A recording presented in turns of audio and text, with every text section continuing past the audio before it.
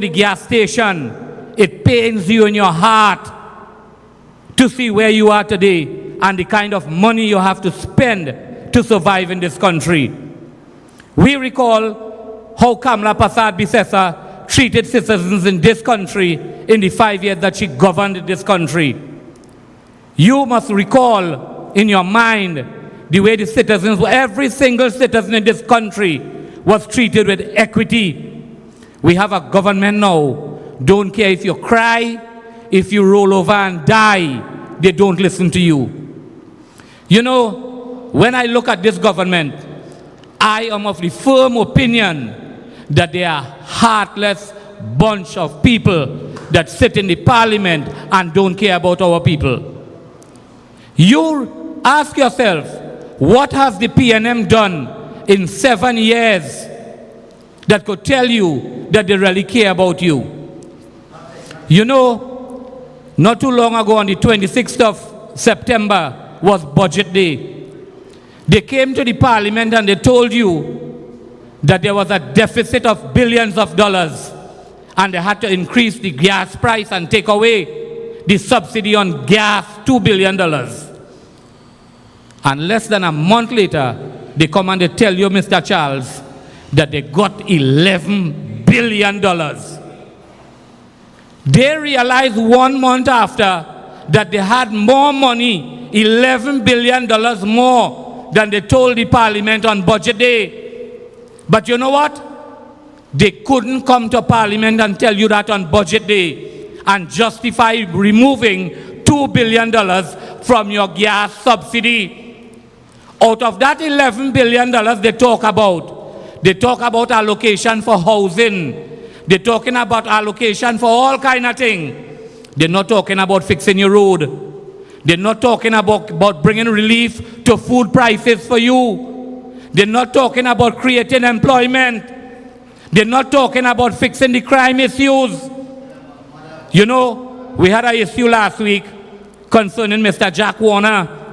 And the Prime Minister jumped up at the Women's Arm meeting and started to beat up. Oh, I know Jack would have bring disgrace to this country. You know what is that disgrace to this country? This PNM government. They are a disgrace to this country. Why wouldn't he talk about the deal that they cut with Vincent Nelson? They're hiding from that. They're hiding from that.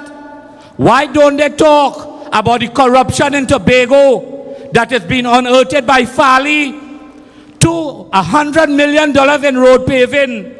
And you wouldn't believe the kind of corruption that took place under the THA. Only last week, they spoke about a $2.5 million zip line. Only last week, it was revealed that that money was paid to a company that they cannot locate. Talk about that, Rowley. Talk about why the PNM run you from Tobago and you lost it 14-1 and you're doing now like nothing happened. Today, I am very hurt when I see citizens of our country sit down and giving this PNM a free pass to do what they want, how they want, and treat you like dog in this country. I happen to stand up on the road or approach by the bakery, and I watching the traffic jam that has been caused because of the condition of the road. And you know, everybody driving on that for the past 6 months, and nobody ever say, well, let me join the council or the MP and put 100 people there and do a protest. But they creep in and there's traffic jam and for the entire day from Avocat by the bakery there straight to Orapooch. How much are you passed by the cemetery in Orapooch? That road literally gone. But they don't care. They don't care. Protests are doing them nothing again. When we call a protest in Port of Spain, we can't find 1,000 people to put there. Victor Roberts is organizing a walk from Palaseco in 3 phases to Port of Spain, are waiting to see how much people coming out in that march. Because in this country, everybody suffering under the PNM, even the PNM supporters too. PNM supporters crying too. but they're crying easy in the pillow in the night. And next day, oh God, P&M better than sliced bread. You will watch them for the convention, how they coming out there and they waving the flag and the balize. Country sinking, country in a mess, and you supporting a leader that don't have the people interest at heart in this country. Where are we going? The money that is being spent by the P&M, that is corruptly spent and being mismanaged, is not P&M money, you know. That is our money they are spending, and we are giving them a free pass to spend it how they want, do what they want. 2 weeks ago, Mrs. Bisesa indicated to you that a certain minister family was paid over $30 million. It have people living in this country, they even have $30 in the pocket. It have our other minister, how much millions in rental he getting. We have a minister who went to bank $146,000 and up to today cannot account for that. Talk about that, Rowley. Talk about the massive corruption taking place under your government. A partner called me today, he's a P&M. He tell me, he said, me Rowley, real stupid boy. He said, look, they call me and tell me, if I go and I vote Rowley, I get a box of pilau, I get a good bottle of drink, and I get a 500 too. Where they gain money to do that? The man tell me that. We don't do that in our party. Democracy prevail. We don't have to pay nobody to vote for our leader. We go out there and we support our leader because we know she is the next Prime Minister in waiting, Kamla Prasad Bisesa. And in the last 7 years, there is nothing that Rowley have done that he could compare to Kamla Prasad Bisesa. He could curse, he could say what he wants, but the record is there to show that she's a better Prime Minister and a better leader than Keith Christopher Rowley, that failure for a Prime Minister. He's a failure. Imagine he was born in Tobago. He was born in Tobago and they run him from the Tobago House of Assembly 14-1. He own people run him. What we waiting for in Trinidad to run him? We should have Rowley skating out of here in the next general election. It is too much for citizens in this country. Food prices, crime, road, you name it. Nothing is working. Everything has fallen apart. What else do we need to do to get our people to stand up for yourself, to protect your country, to protect your interests for your children, your grandchildren? What we have to do? What we have to do? Do we have to come and stand at your gate and pull you out your house? People, it is time to stand up. It is time to remove this government. It is time to replace them with a government that cares and a government with a track record of performance. Kamla Prasad Bisesa. I thank you.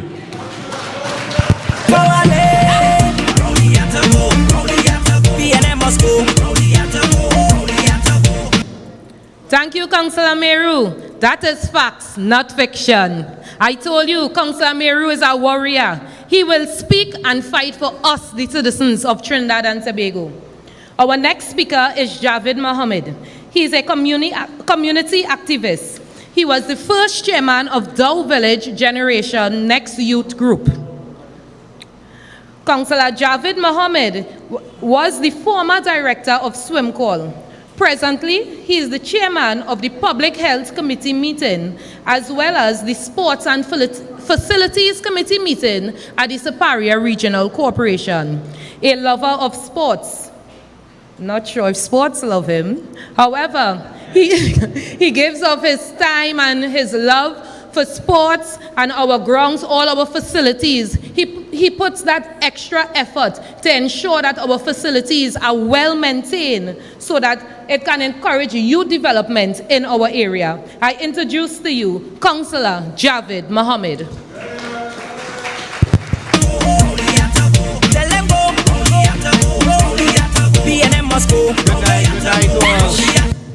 Good night all. Good night, brothers and sisters. Let me first take this opportunity to thank and welcome everyone, especially the man, Victor Roberts, and his program to this part of the country. Welcome, brother.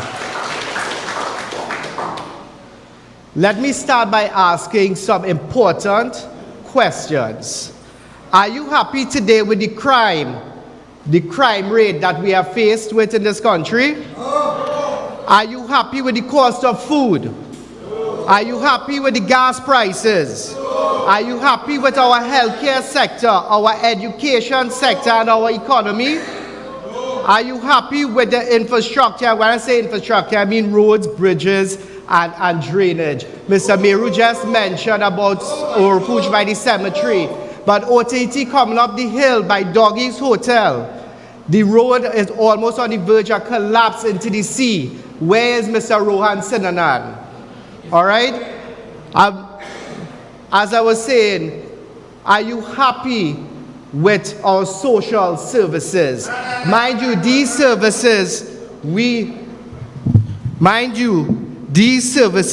the taxpayers contribute towards.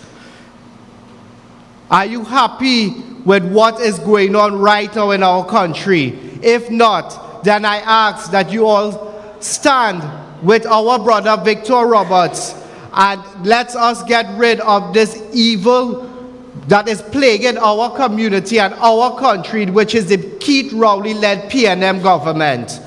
I am asking you, fellow citizens, especially my burgesses of OTT Rosilak, this is a call for all of us to come out on the 10th of December and stand firm and show that we are fed up and we are not taking any more abuse from this administration. Come out and support our brother Victor Roberts for this call, for this march against all this government has put us through in the past 7 years. Let us remind them that the very true statement of the voice of the people is the voice of God. And this is the time for them to step down and call election now. We are not accepting any more excuses. Prime Minister Rowley, you need to step down and make room for the only leader that have the people interests at heart, and that is the Honorable Kamla Prasad Bisesa and the United National Congress. And I am urging all citizens to stand up, let your voices be heard, and on the 10th of December, join us in that march to get rid of this government. I thank you.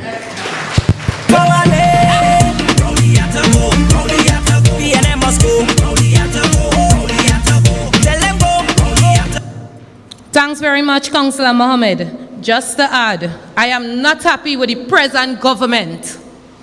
Our next speaker is a sportsman, a community activist. Councillor Derek Bowen is the councillor for Mondaisy. He serves as the chairman of the Finance, Planning and Allocation of Resources Committee meeting. He is also the chairman of the Disaster Committee meeting. On November 9th, 2022, that was about 2 weeks ago, most of us would remember of the severe flooding that we had throughout Trinidad and Tobago. I want to tell you all that the chairman of the Disaster Management Committee, Councillor Bowen, he called me, Councillor, you're okay? You know, we don't have much resources, but Councillor, just that word of encouragement, that went a long way. And you know, I am happy and I am proud that, you know, of the kind of leaders that the Honorable Kamla Prasad Bisesa has representing the people. So Councillor Bowen, thank you.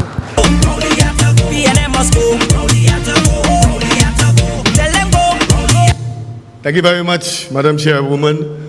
MP Charles, welcome to Fyzabad. Pleasant good night to MP Dr. Bodo, and of course my brother Victor, and other members of the Super-Regional Corporation, Chairman, Vice Chairman, Councillors, and the newly elected Fyzabad Executive. Good night to you all. I want to take a minute to talk about a sector of this country that we really take for granted at times, which is the youths of this country. And it is really heart-wrenching when you think about it. Do you know there are parents in this country right now, right as we speak right now, can't put a meal on the table for their children? There are parents right now who have their children going to university and can't have to stop them because they can't afford it. There are parents who have children who want to go to university and they can't afford to send them. This is what our country has become. So we have found ourselves a country of young, educated people hustling on the streets. So we have some brilliant bandits because they can't find a job. They see no hope in their future. So they turn to the nearest thing, crime or drugs.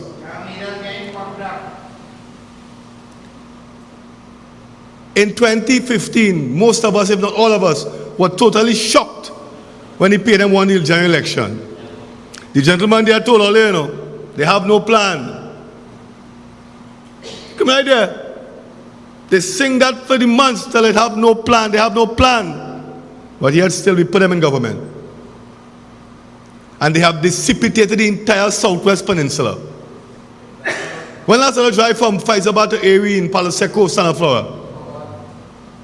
It's like a forgotten place. It has come like Labre. Just as they did to Labre years ago, they did to Fyzabad, Saparia, Palo Seco. They have totally annihilated that place. But you know what? We voted them back again in 2020 because that wasn't enough punishment for we. We decided we want some more. And you know, you're correct, but I'm going to tell you something. And people don't like me to say this, but it's the truth. Our people don't like to vote. And if all the exception is all right. UNC people find every excuse not to vote. We out of government because of 2,300 votes. Imagine that. 2,300 people didn't go and vote because they said somebody go vote for them. But they're making a roti. But they go and tell the cow. And look how we're suffering here now. Our children are dying daily. You know what this? Send out your child and you're worried because you're if a man, if you get shoot, you can't sleep in the night. That's what we become in this country, you know, under this PNM. We have about 550 now. You all imagine that, you know. Porthole, we could duck from the porthole. But you tell me if you can send your child out in the night and be comfortable. In the day, you can't do that. Because we have become a lawless society led by the People's National Movement. And they have fertilized that. Trinidad and Tobago, we need to stop. Stop who's Indian and African. Forget about that. Because you know what? They're robbing and killing Indian, African, Chinese, Spanish, everybody they're killing. They're robbing everybody. I never see a bandit come and ask for a party girl before you rob you. Is everybody getting it?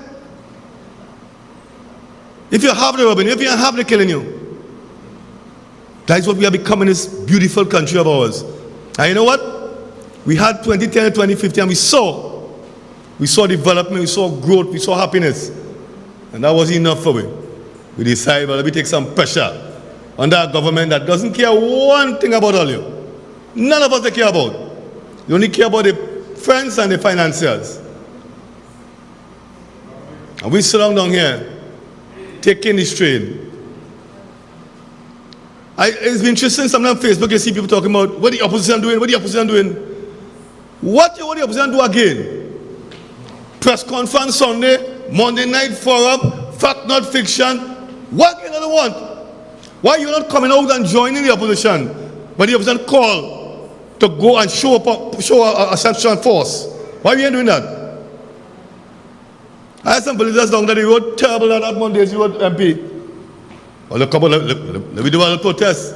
Good, you know, I had to go out that day. Shucks, boy, I might be home late. Every excuse in the book. But you know they're cussing me? Because they want to fix. Let me tell you something, The United National Congress has the hardest, and I say this with no fear contradiction, the hardest working bunch of councillors in this whole country. Every single one of them. When you see Florence Portsmouth, do you see any councillor outside there?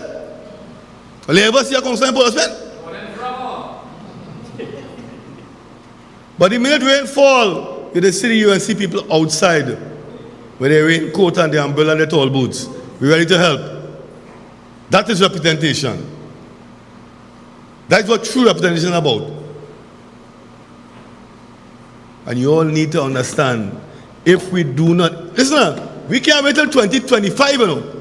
Because by that time, couple smoke we pipe 10 times over, you know. And this is serious, you know. And let me tell you something, the damage that this government is doing to this country can't fix overnight, you know. It can't fix overnight. When they finish with me here, you see them bust up, them young people wearing, all of you going to be wearing that because we have no choice. So we have to wake up, Trinidad and Tobago. Wake up. Stop the race. Forget about the race. Study your children, your grandchildren. Because those are the ones that are suffering the most.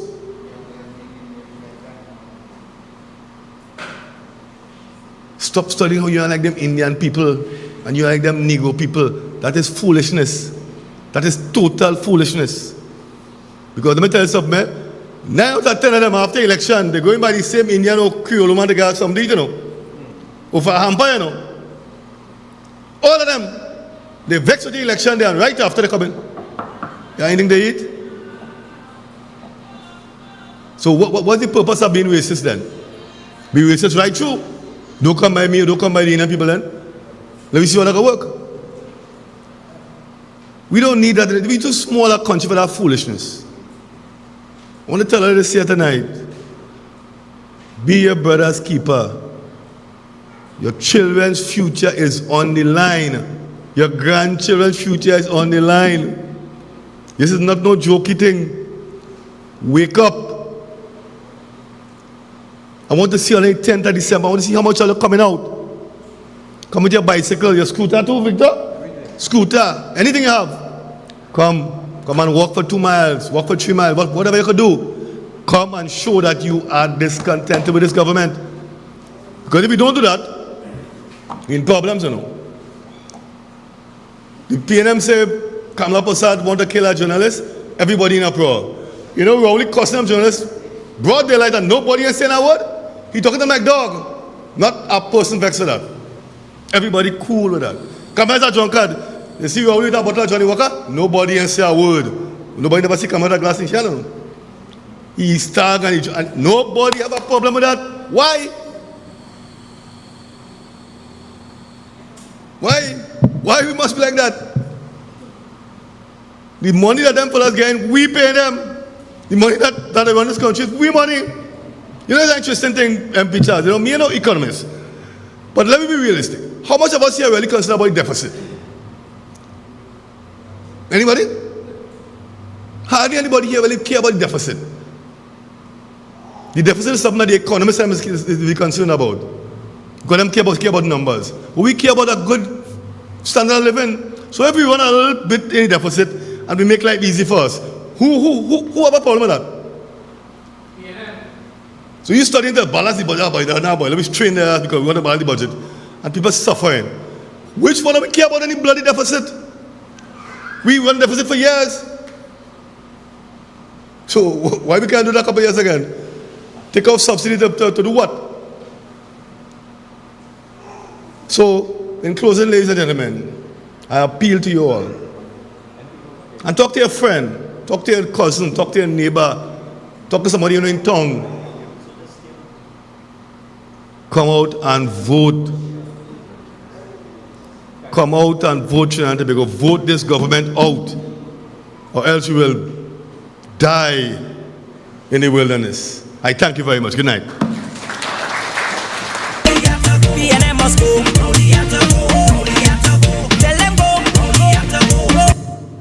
Thanks very much, Councillor Bowen.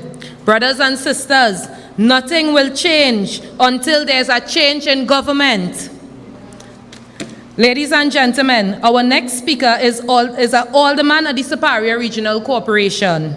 She goes by the name Alderman Ramadas Singh. She served as councillor for Otahiti, Rosilak for 9 years and is currently the vice chairman of the Superior Regional Corporation.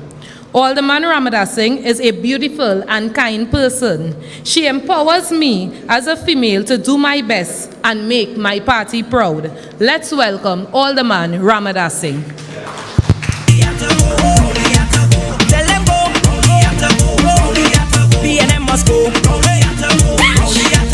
Everyone's coming out. MP Dr. Lakram Bodo, coordinator of the Lubric constituency and the presenter of this show, Facts Not Fiction. Mr. Victor Roberts, I welcome you to the Fyzabad constituency, and Mr. Jason Ali, the chairman of the Fyzabad constituency. MP Rodney Charles, Mr. Chairman, our chairman Dinesh Sankar Singh, I acknowledge your presence, sir, and other members of and my colleagues at the Superior Regional Corporation, invited guests, ladies and gentlemen, very special evening to one and all. This is Facts Not Fiction. As an alderman of the Superior Regional Corporation, it is a very trying time for our local government representative. It is not easy. We have two of the main issues which I will only point out two because time does not permit, and that is our funding and our releases on allocation. We have been allocating money. As you would know, you would hear the big figures when the budget is read out, but that's not the problem. The problem is the releases. Sometimes it is late, sometimes none. The allocation is always promised, but the releases is always not there. We have to actually beg for it, and it does not come easy. Our councils are really under much pressure to deliver to their burgesses. And I know some of you who follow us closely will realize with the kind of weather we get in and you know how bad it is. Up to today, I think our MP Dr. Bodo and Councillor Javed Mohammed, just before they came here, they were visiting a home, some people whose house was burnt down. And in this kind of hard time, it's not easy to say where the help is coming from. Therefore, what do we do about this? And I'm going to give you one suggestion. We have to join with Mr. Victor Roberts' team to mobilize as the defenders of our democracy and support the march starting on the 10th of December at the Palace Seco Junction. Those of you who want more information, we'll give you numbers to contact to get more information. Let us tell them that we will stay quiet no longer. Join us and say no, and let us say no to the social services. There is none, absolutely none. And we could count how many, we don't even have fingers to count how many of these services we had under Kamla Persad-Bissessa's government. Crime, flooding, Nelson Gate, high food prices, bad roads, and we could go on and on. The PNM has no moral authority to lead this country. Join with me in saying, come down from there, Rowley, and come out and mobilize. Each one of you mobilize and join with us on the 10th of December to bring some peace and love and harmony to this country once more. Join us on the 10th of December 2022, which is December here. We will join with Victor Roberts at Palace Seco Junction. Long live our political leader. Long live the next Prime Minister in waiting, Mrs. Kamla Persad-Bissessa. I thank you and may God bless all of you.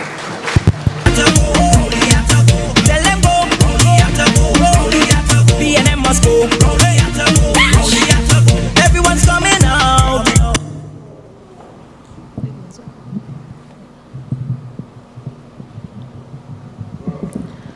Thanks very much, Vice Chair. Ladies and gentlemen, you all just heard it from Mrs. Ramadas Singh. So you can see in UNC, not only the men alone get opportunities. Our political leader, she gave a female the vice chairman of Superior Regional Corporation. So let's hear it for Kamla Prasad Bisesa.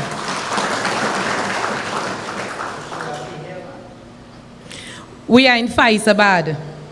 Our next speaker has all his polling divisions in Fyzabad, so he does show off and say he's Fyzabad.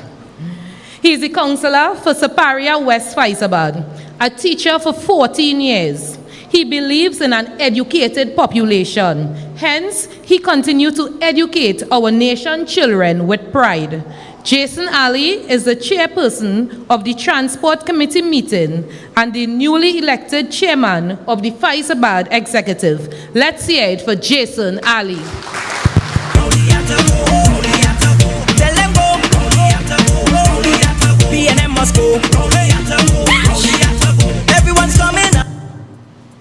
Good night to each and every one of you gathered here. Good night to MP Charles and Dr. Bodo, my fellow colleagues, councillors at the Superior Regional Corporation, Chairman, Mr. Sankar Singh, Vice Chairman, Mrs. Ramadal Singh, Mr. Victor Roberts, members from the Library Executive, and most of all, constituents of Fyzabad.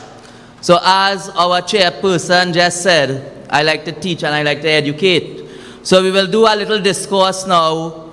You all know about verbs. So we'll do past, present, and future. From 2010 to 2015, we was in the past. We had a good government under the Honorable Kamla Prasad Bisesa. So we'll go down. We'll start with some infrastructure. Under the last government in the past, we had good roads. In Fyzabad, when you look at Fyzabad, the amount of landslip you're seeing in Fyzabad, you cannot even count it on your fingers because you don't have enough. Mr. Roberts, you're coming to walk from Palaseco to Superior on the 10th. But if that walk don't take place on the 10th, by that time, Santa Flora will be cut off from Superior by Skinner-Trace Junction. The landslip is taking away the SS Saving Road. So one good shower rain again, and the SS Saving Road gone. We have that in the present. Nothing in place, no infrastructure, no infrastructural development in place under this present government. But it has hope in the future. We have hope in the rising sun. That is why our party chose a symbol like that. Every morning you will see the sun rising. No matter you get up in the morning, the clouds will block off the sun. But 1 or 2 times during the day, right in the early parts of the morning, you will see that sun coming up some way. It will be peeping through. And that will happen day after day. So in the future, my brothers and sisters, we will see light and we will see a better day in this country under a UNC government led by no one other than the Honorable Mrs. Kamla Prasad Bisesa. Brothers and sisters, look at us what's going on. Look at what's going on in our healthcare system. In the past, right there, the Fyzabad Health Center used to open 24 hours a day. You used to go there, you used to get your medication. Now, what time they closing? 4 o'clock. And sometime when you go, you're not even sure to see the doctor. But better days will come. You know the soca song there, better days are coming, better days will come under this United National Congress Party when we form the next government. If we look at the Superior Regional Corporation, a seat that I represent, this electoral district of Superior West, we are being starved for resources. In the past, in Superior Regional Corporation, we had all of our backhoes working. Today, in the present, we have 7 backhoes and not 1 working. We gone back, what day we had a discussion in the council meeting, and somebody said we're going back to the days of slavery. We're going back to the days when workers have to load truck with shovel and fork. That is the day we are in, the present. We are now, yes, somebody ball pitch. We now start back to patch road with pitch in the present. In the past, we use hot mix, and in the present, we take 10 steps backwards and we are using pitch. Right? We cannot even get bitumen to make hot mix in this country. When you ask the contractors why they're not patching the road, we have no bitumen to make the hot mix. That is what we have in the present. We never had that in the past. In the past, we had everything good. But again, as I said, in the future, under Kamala Prasad Bisesa, better days will come. We have rising unemployment in this country. If we look at it on a daily basis, everyone going home. Workers, we just sending them home. The government just firing them, sending them home. Today you talk to somebody, tomorrow, I do have a job. Looking for 10 days. And you know what is appalling and what hurts? To see young, educated people with degrees coming to apply for a 10 days job. That is where we reach to. People with degrees begging and asking for 10 days. If all of our councillors and all the men that is seated here today, if we ask and we come together and we say, how much people come before you to ask you for 10 days? It's thousands. I can tell you alone, my list is about 500 or 600 because every time they come and they ask, we record it. And those things never used to happen in the past. Now, today, our brothers and sisters in this country, they are suffering. They don't know where their next meal is coming from. And who caused that? Who caused that? The Rowley-led administration. The Rowley-led administration caused that. They caused burden upon us, the citizens of this country. And as we hear speaker upon speaker that came up here and talk, they ask, what can we do about it? We have the power. We have the power to do something about it. And you know what is the power we have? We need to come together and unite as brothers and sisters in this country and forget who belong here and forget who belong there and seek what is good and what is best for our citizens. Some of us are saying we don't have hope for the future. We don't know. Right? We don't have hope for the future. But we have to study. We don't even have hope for the present because some of us don't know if tomorrow when you go to work you will have a job. Because they will say the business closed down. Thing not good in the country. You have food today and with this government you don't know when the food finish tomorrow if you could afford a meal for your children tomorrow. My brothers and sisters. The time has come for us to stand up. Every day you look in your newspapers is who gets shot, who was murdered, who was robbed, who was raped. And like the Ministry of National Security, they have no clue, they have no plan on what to do. And crime is affecting each and every one of us here. Somewhere along the line, someone you have known, they was affected with crime. I and all could tell you, I was affected with crime. I went to exercise and by the time I reach home, by the time I turn around, a man with a gun to my head 2 years ago. So crime is affecting each and every one of us. If those say crime don't affect the politicians, they come in at the politicians now because you know what? They feel the politicians have money. But ask all the councillors and all the men here. We stipend small. Right? We stipend small. Smaller than that. Right? We too, we the politicians are suffering. Right?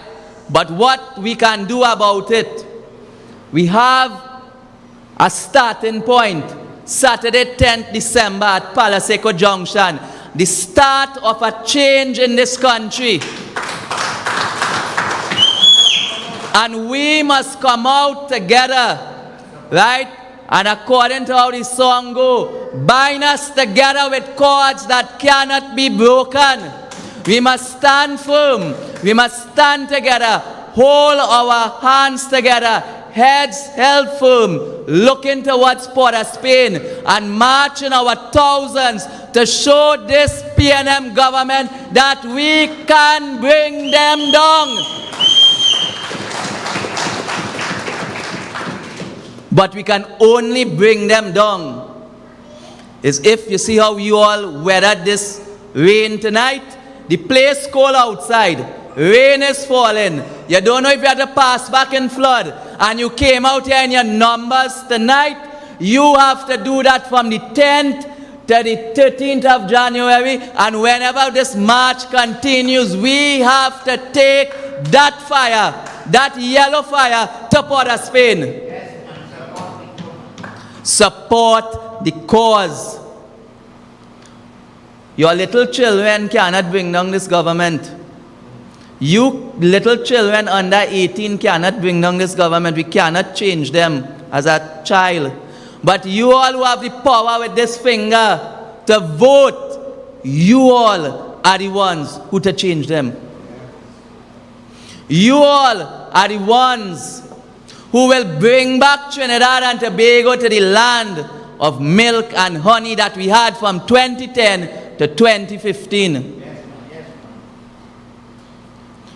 There is only one group of people can do it, and that is you all who are sitting down here today together with the thousands of people who are listening and who understand and who knows the mantra of the United National Congress when our leader says we must come out and we must serve the people, serve the people, serve the people.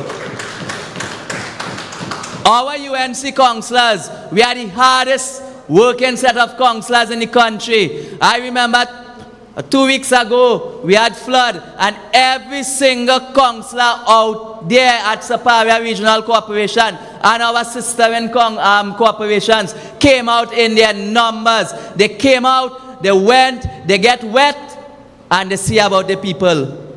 So my brothers and sisters, as I conclude in my message here tonight, I urge you, I ask you, I plead with you, come out in your numbers on the 10th of December. Bind together with cords that cannot be broken, and let us bring some change back into this country. Let us bring a positive change, a change with positive vibrations. And you all seated here and standing up there at the back of this hall, you all are the persons and the people to bring out your family, bring out your uncle, bring out your auntie, your tanti and your nenen, and come out and start.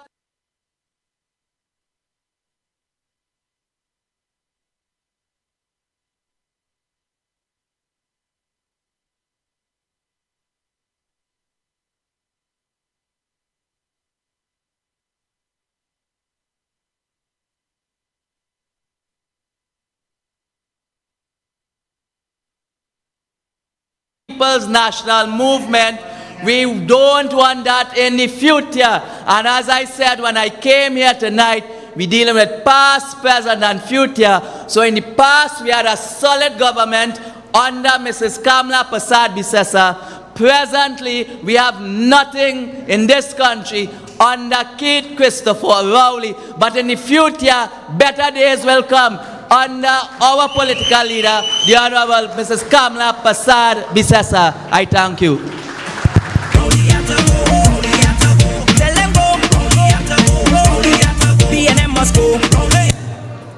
Thank you very much, Councillor Ali. So there is hope for the future. Some people still living in the past. Most of us prefer to live in the past, right? Only in 2020, 2015. But now, with the present, all we can do is look forward for the future. Brothers and sisters, a man who needs no introduction. He just walked in. So Brothers and sisters, I now bring to you Mr. Kyle Taklal Singh, attorney at law specializing in the constitutional and the public law matter. He is also a member of the Sovereign Chambers and the co-host of the Jagrati TV show, Section 1. Welcome to Fyzabad.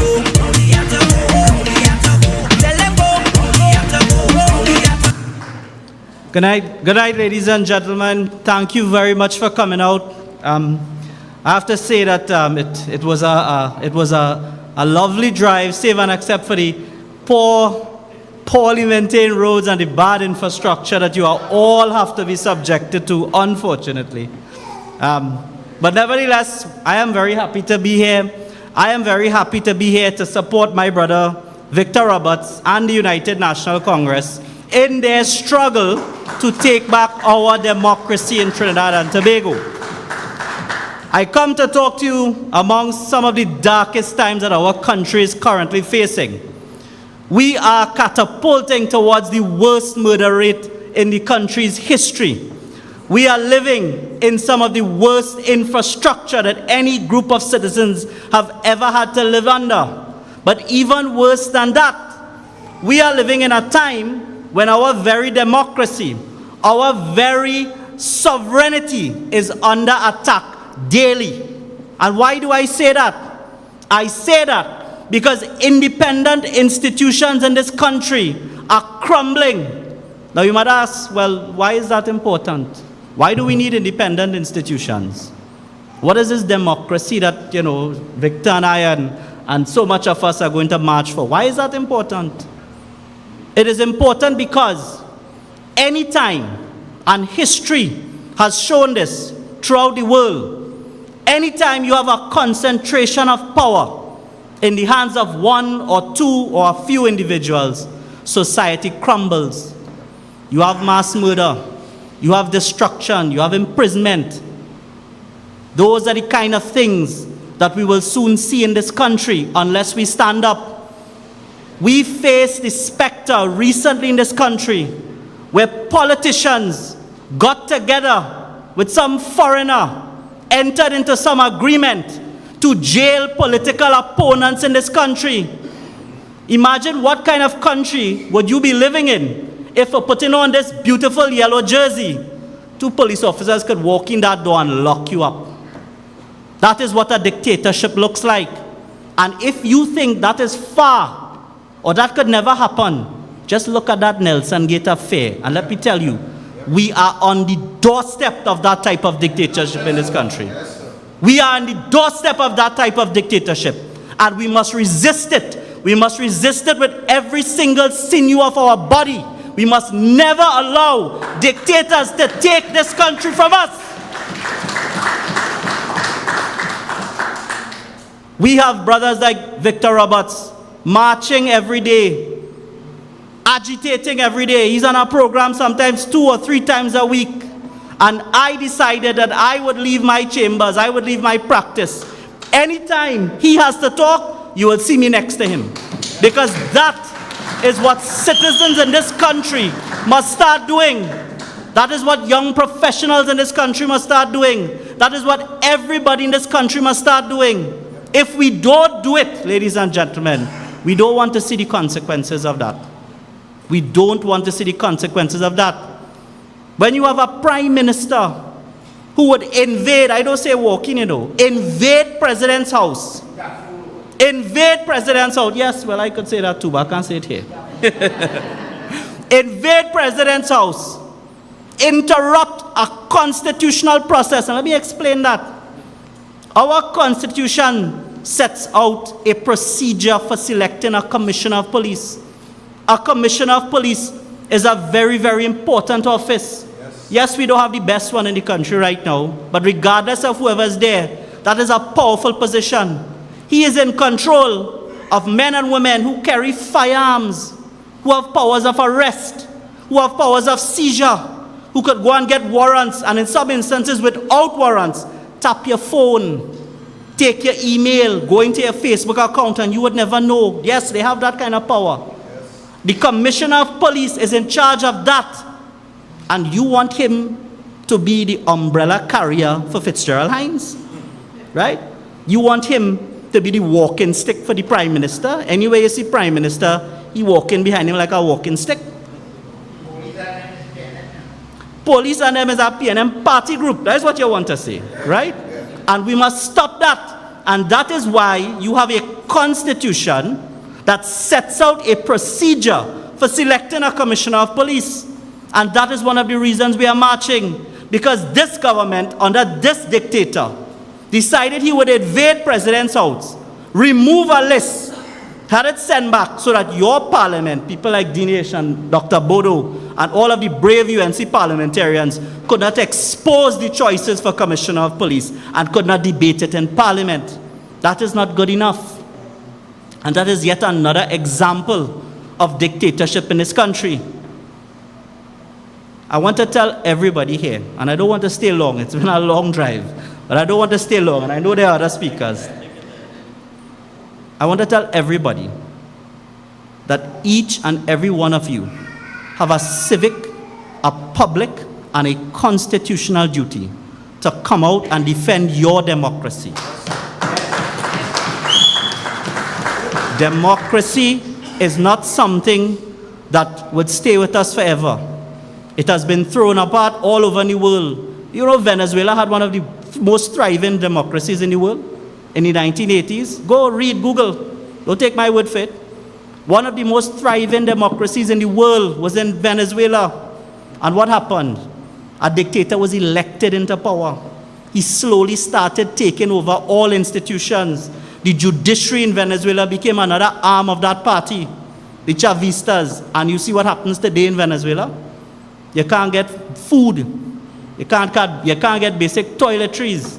You can't survive across there.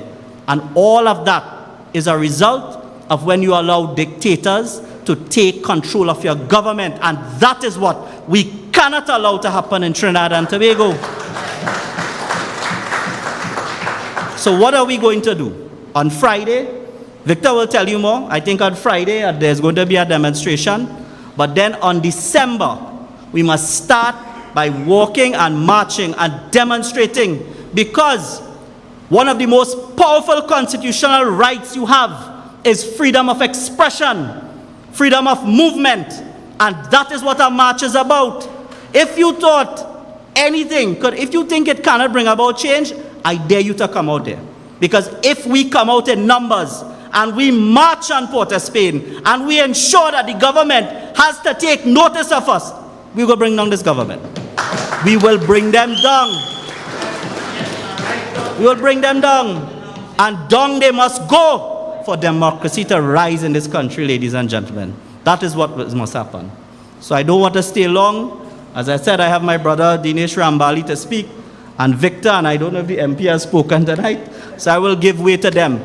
I only wish to urge each and every one of you, tell everyone you know how important this is.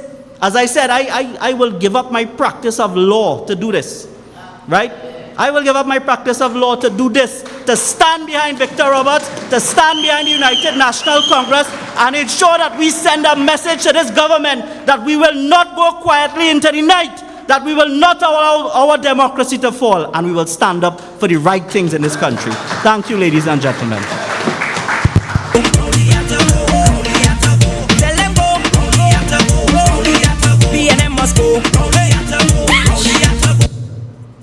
Thanks very much, Kyle. Very fiery. Today it is my honor and privilege to introduce to you the Member of Parliament for Fyzabad, Dr. Lakram Bodo.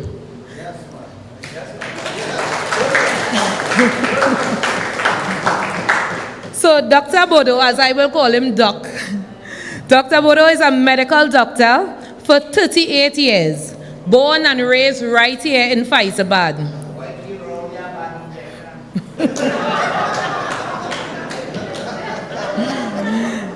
You know doctor will not do that.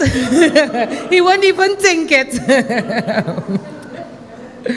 So Dr. Bodo served as the chairman of Southwest Regional Health Authority under the People's Partnership Government from 2010 to 2015. He is the elected member of Parliament for Fyzabad since 2015. He also served as the deputy political leader of the UNC under Mrs. Kamla Persad-Bissessar. Dr. Bodo continues to provide dedicated service and strong representation for the constituents of Fyzabad. Let's hear it for Dr. Lakram Bodo.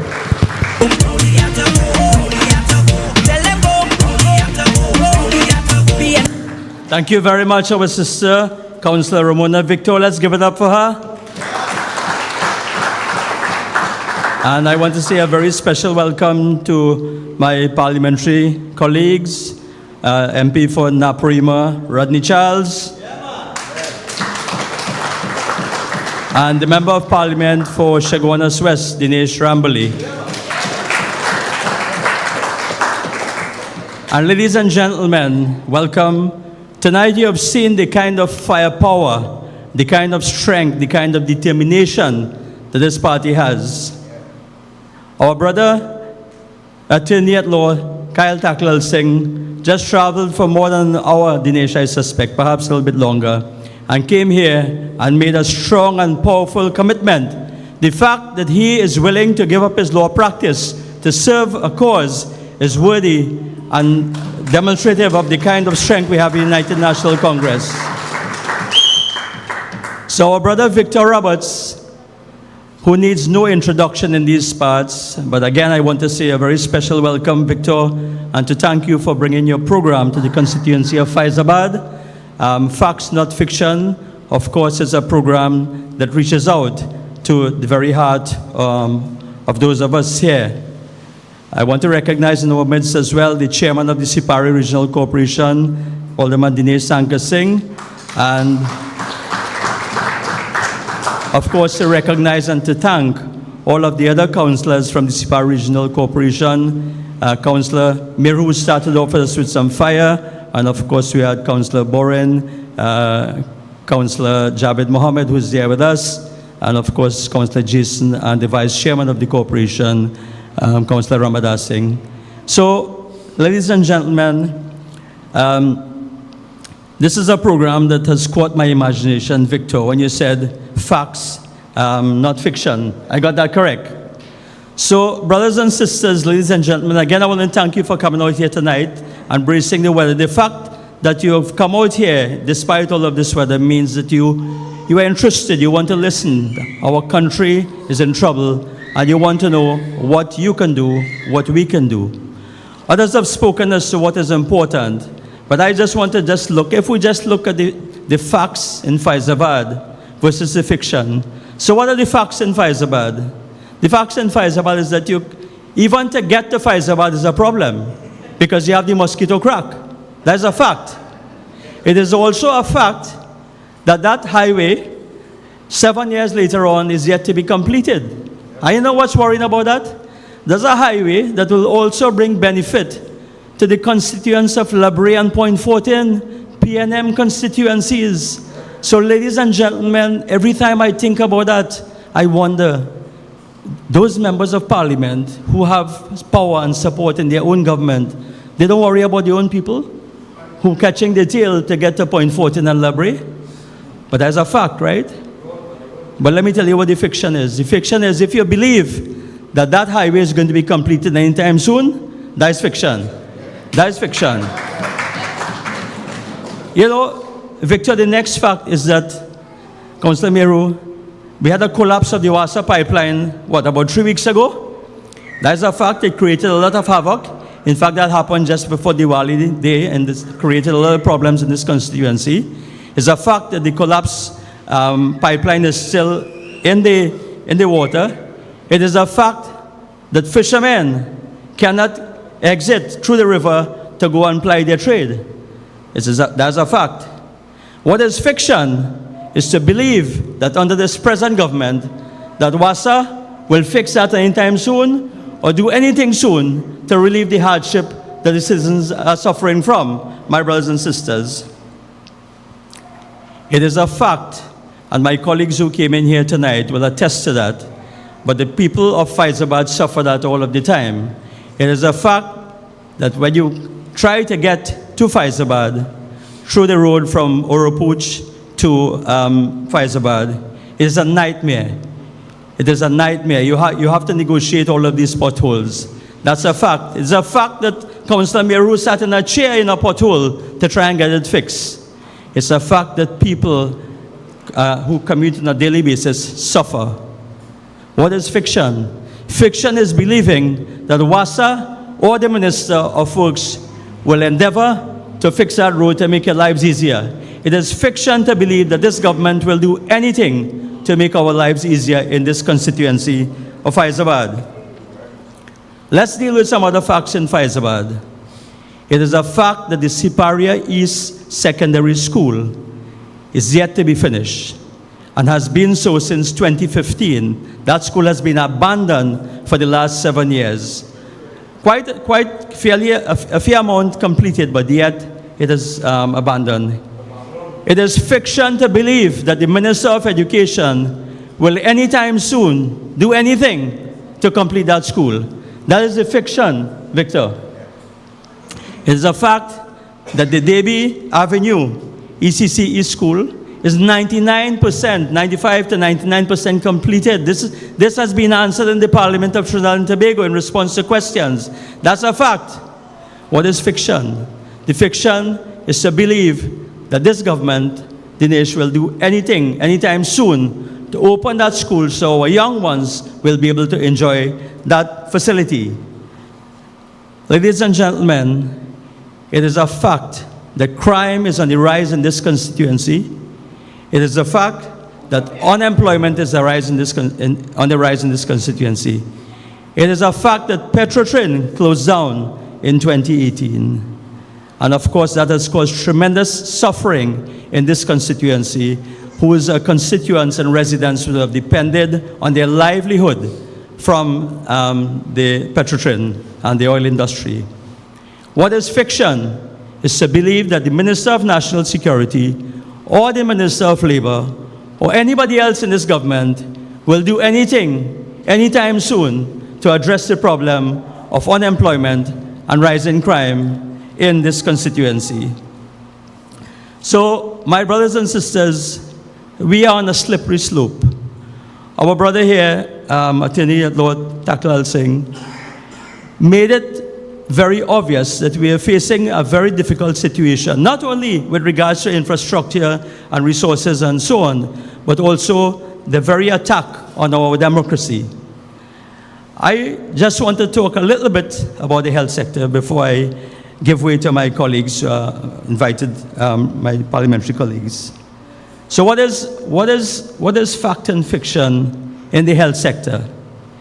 It is a fact that the Couva Children's Hospital, and I say this slowly for a reason, because it is a fact that the Couva Children's Hospital was completed in August of 2015 when it was opened, and it was ready for something called operationalization. What does that big word mean? It means that all the beds were there, all the equipment was there, everything was there, and all that needed to be done was to get the staff.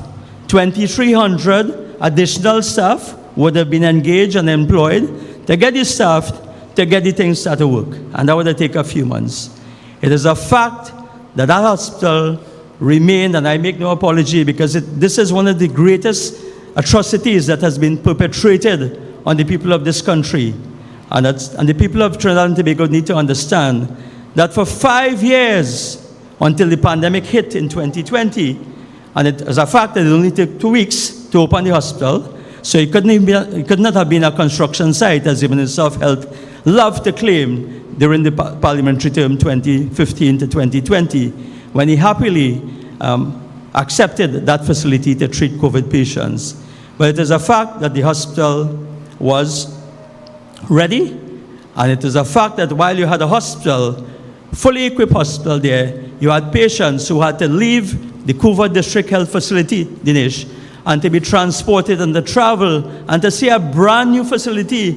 People passing that, brand new facility, to go to San Fernando Hospital and wait for a bed and to wait in the corridor once more. That is a fact. What is fiction is to believe that the healthcare system under this government and under this present Minister of Health will improve anytime soon. That is fiction. And what is also fiction is to believe that the Couva Hospital, I mean, they take out the name children, that's fine, that the Couva Hospital will somehow get back into a position to benefit the majority of citizens in Trinidad and Tobago. But I wait to see the outcome of that. The question has been asked in Parliament, Rodney, and we didn't get a straight answer from the Minister of Health. It is also a fact that the Augustus Long Hospital was refurbished under the Kamla Prasad Misesa government, People's Partnership government, to the tune of millions of dollars in 2013, where the addition of a brand new ICU unit was done. That is a fact. That happened in 2013. It is also a fact that that hospital was able to be quickly utilized in the COVID pandemic to house and to treat patients. That's a fact. It is a fact that that hospital remains able. It has its 50 beds. It can serve in the public sector. What is fiction, though, is to believe that when the hospital is no longer required for COVID, that it will easily come back into the public health sector. I have information that that hospital might be privatized, and you know what they say, it might go to friends and family. And I wouldn't talk about the procurement process tonight, Dinesh. There are others who will speak about that. So that is the situation we have in the health sector. So as I close, my brothers and sisters, ladies and gentlemen, you know, I want to refer to a great man, Abraham Lincoln, who defined democracy as government of the people, by the people, for the people. This PNM government is a government of excuse, by excuse, and for excuse. So, ladies and gentlemen, I want to congratulate and to support our brother Victor Roberts in the march, the first leg which starts on the 10th of December, Victor. I want to encourage him. You know, not only is he a strong representative in the constituency of Labre, but he's also someone who looks after the national interests. And he's an example that needs to be followed in terms of what we, as the ordinary citizens, can do.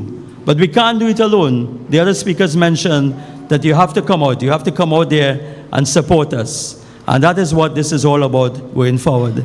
Make no mistake, Christmas is coming. We might have a reasonable time. But that is not going to make our lives any easier come the new year. So my brothers and sisters, ladies and gentlemen, I thank you. I urge you to remain strong and to remain focused and to have a safe night. Thank you very much.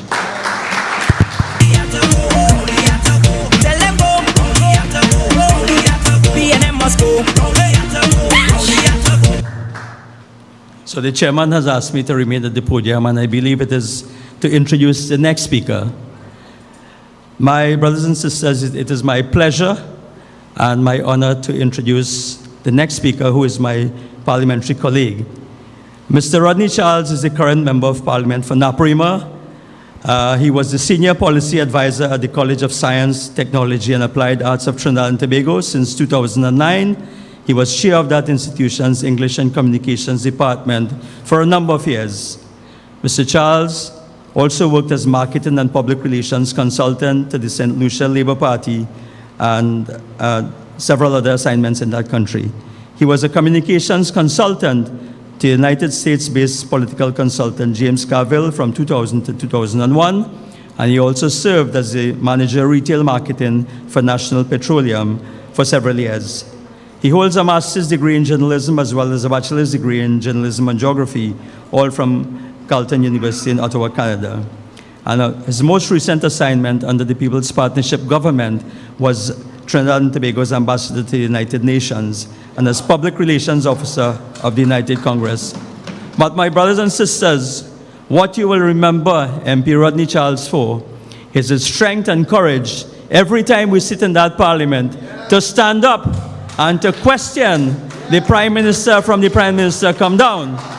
And we will not talk about the speaker tonight, Rodney. So let us give a Fyzabad welcome to MP Rodney Charles.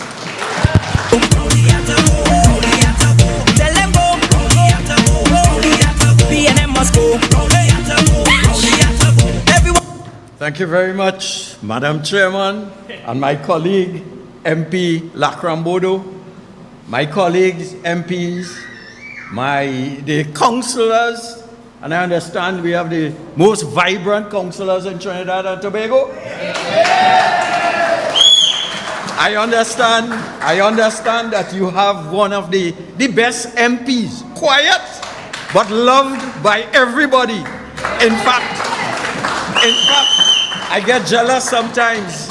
In Naparima, he delivered half the babies in Naparima. So they say, anytime you go, suggest now, talk to the lady now, to bring him by Naparima. So I want to put you on notice. I don't have the power, you know. She has the power. But anytime they give you trouble, talk to me. I'll put in a word for you.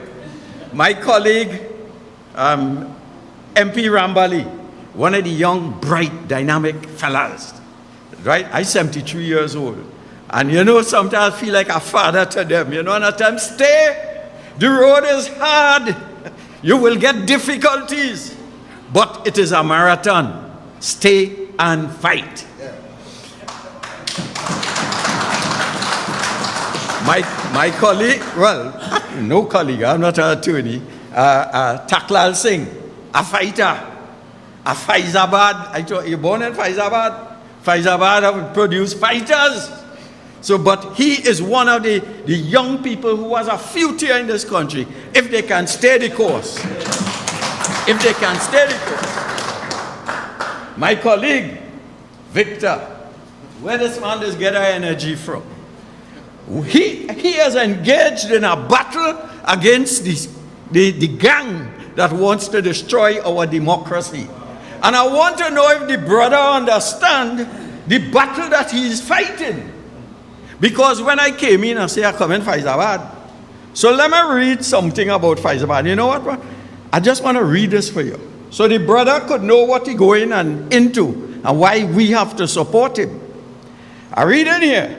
In May 1937, Butler, Tubal Uriah Buzz Butler, was arrested in Fyzabad and charged with incited riots with sedition following a speech he made in Fyzabad.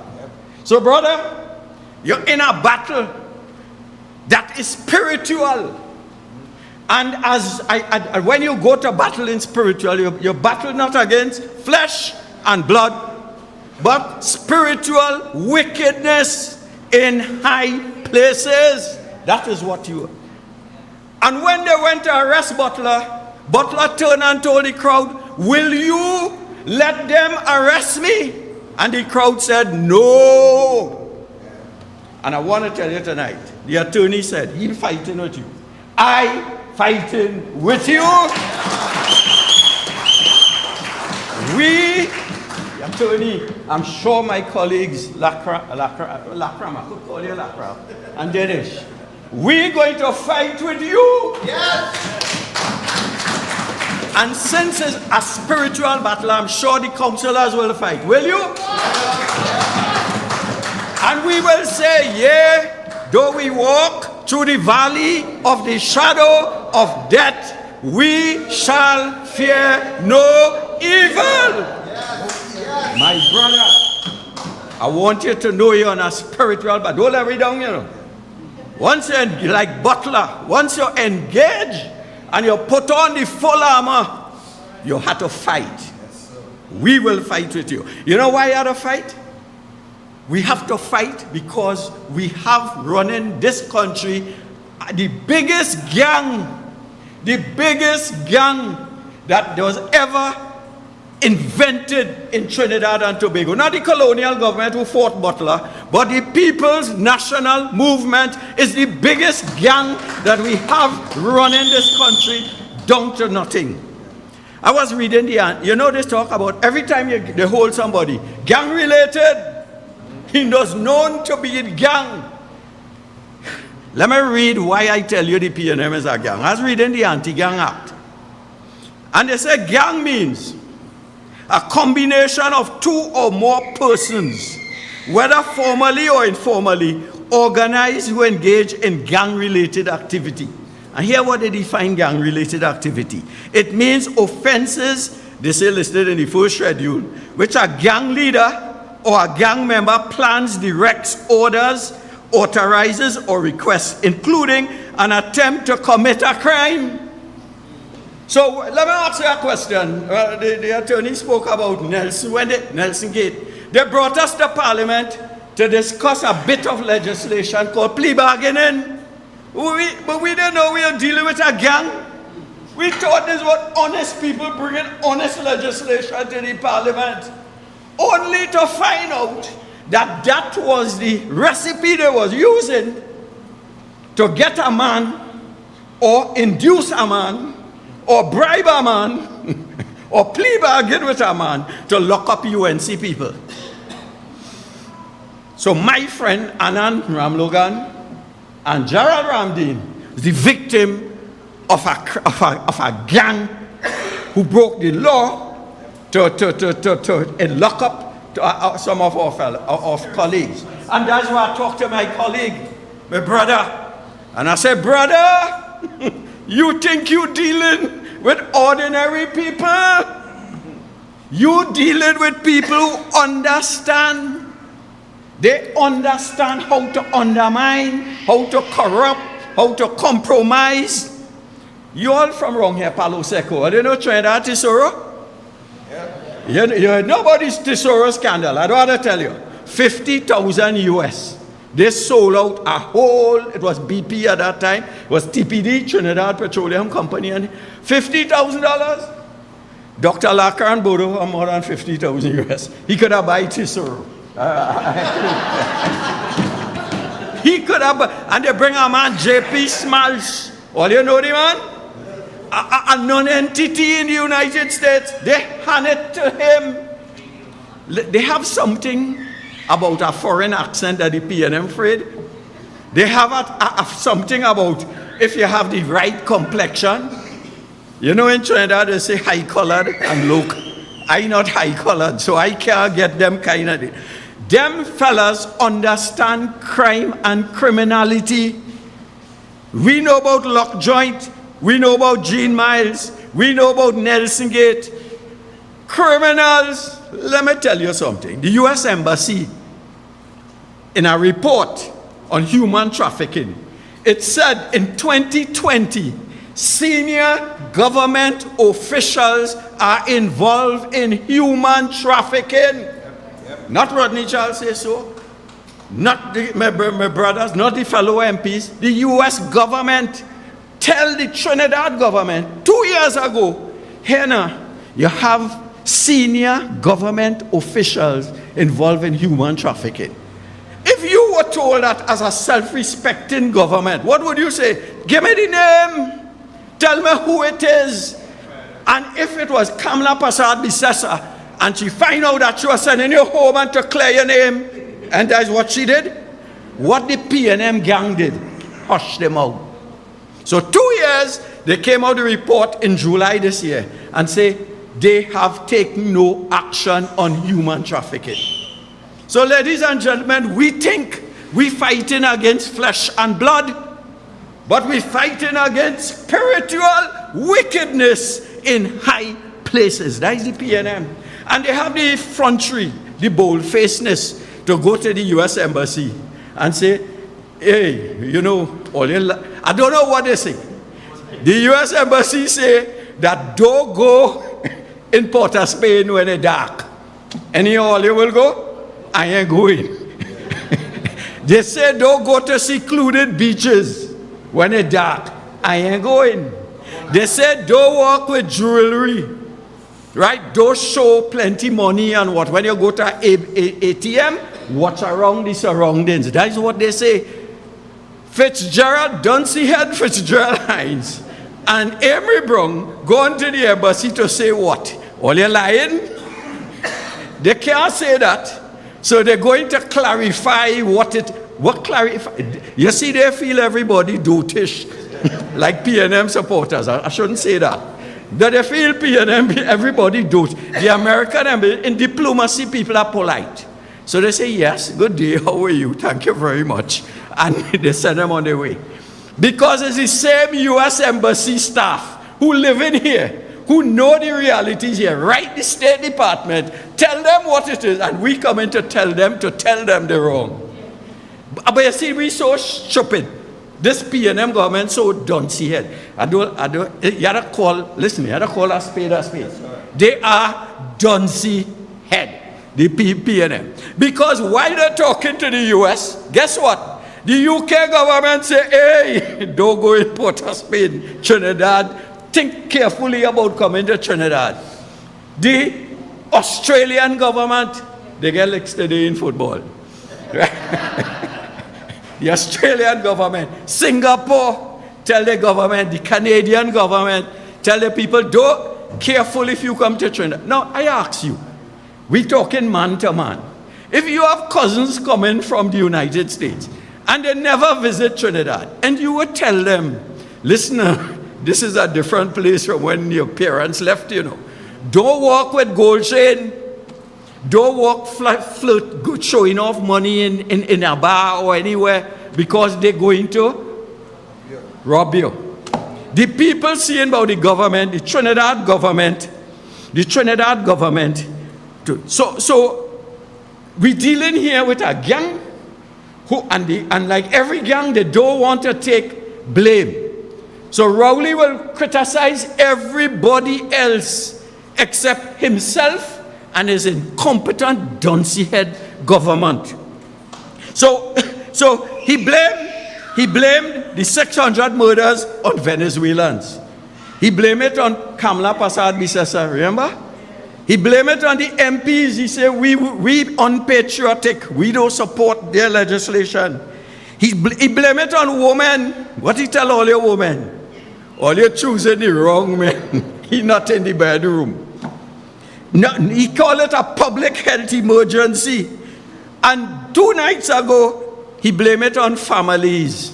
He said that the families must know if the children have gone, if the husband have gone, if the boyfriend have gone. Hear the stupidness in that. Why he telling people to go and talk on your family, on your cousin, whoever gone? You go to the police, the police or somebody, the gang, will get the message back to the person that I, Rodney Charles, talk on him. And what going to happen to me? I go end up in problems because the witness protection thing not working. It collapsed. So let me tell you, I as a politician should tell you to be patriotic and go. If you see somebody with a gun, you're supposed to go and tell, knock. Police, I come to make a report that Councillor Boren, he has a gun. But I can't, I would be scared if I do that, won't you? Because you never know who is who in Trinidad and Tobago. So we are in problem. I want to tell you one little last thing. How the gang does rob you. The P&M gang does rob you, dig out your eye, and then make you feel that they're doing you a favor. Here an example. Gasoline. When I bought my first car, $10, it was a 616 Mazda. $10 used to fill the tank. $10. Now I can't fill my tank, so I don't know. I had to buy $100, $50. So I can't tell you that my tank will take $200 or $300. And just yesterday, I go on in the gas station, I pay with check for $100 gas. And the crazy man put in premium gasoline in my car instead of super. And I drive in the car, say, but wait, it's $100, the needle's still on empty. So here how them scams robbing all you. Here how they robbing all you. Every liter of gas you buy, they get VAT on it. That is 12.5 cents per dollar. So if you pay close to $7 for a liter of gas, they get 7 12s are 84 cents. You ever figure that out? Every liter of gas, and you know a liter is a little bit. Every liter you hand the government $1 in VAT. It is estimated that they get from you, all the liters, close to $3 billion. Now, in addition to the 12.5%, and here now, when you ask that question, they just freeze up like you're talking stupidness. They don't answer. When I asked the question in Parliament last week, they approved 20 questions and they put it last. Because they know it ain't going to reach to that. Because they don't want Trinidad and Tobago to know that you giving them 3.5 billion. And here what you giving them in addition. The government gets on every sale of gas what they call business levy tax. And they get it from NP and Unipet, and they get it from the dealer. So they get business levy and green fund. 3.5 billion they get from the sale of gasoline. And they turn around and say, here now, we will give you $1 billion cap on gasoline. As if it's blasted Rowley money. You giving them 3 billion, he giving you 1 billion. Well, that sound like a bad man, boy. And she my salary. All right? And my salary is a little bit, right? I hand you my salary. And she take out and she hand me back and say, hey, you should be grateful to me. I'll give you back half. Well, that is what this PNM, that is why I say you're dealing. You have to watch them with a cocky eye. They are too wicked. This government. I got to go. But I want you to understand.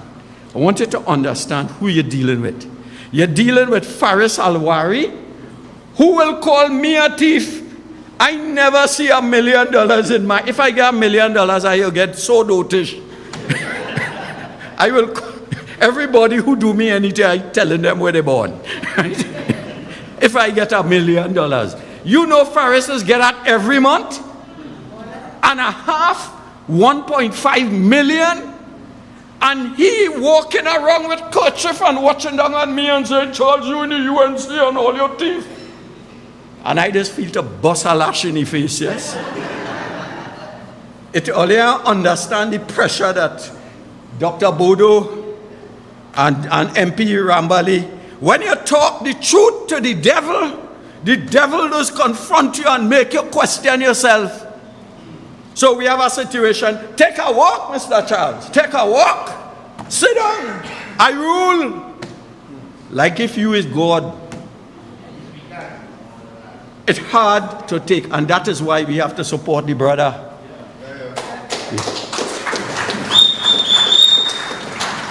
This is no joking matter. Them fellas, imagine, they have $11 billion surplus. And the nastiness going on, borrow money from the CAF, the Andean Bank. Why are you borrowing 186 million US when you have 11 billion sitting down that we can't see? When I go in, when we used to have boom long time, boom. I 73, so I lived through three booms. I know a fella when we had money, it like $100 floating all over the place. I know a fella washed down his car with whiskey when we were rich. We were rich in the Caribbean. Everybody had money. Now we have 11 billion sitting down with the PNM, and all are we catching we NN. And they're taking we money and gas and telling we that they're giving we a subsidy. So I say, partners, enough is enough. The last thing I'm going to say, the PNM is wicked. They will say the PNM is the problem because they know nobody like them. But the other line, the UNC is not the solution. You hear the wickedness? That coming from everybody, including Martin Daly. The government's bad, but include the UNC. We were not bad. We were saints compared to these evil, wicked people today. Don't fall for that. The other thing, don't fall for. Kamala can't win an election. And don't fall for that. Because that, when they see they can't get at you, they divide you. Now, we belong to a party.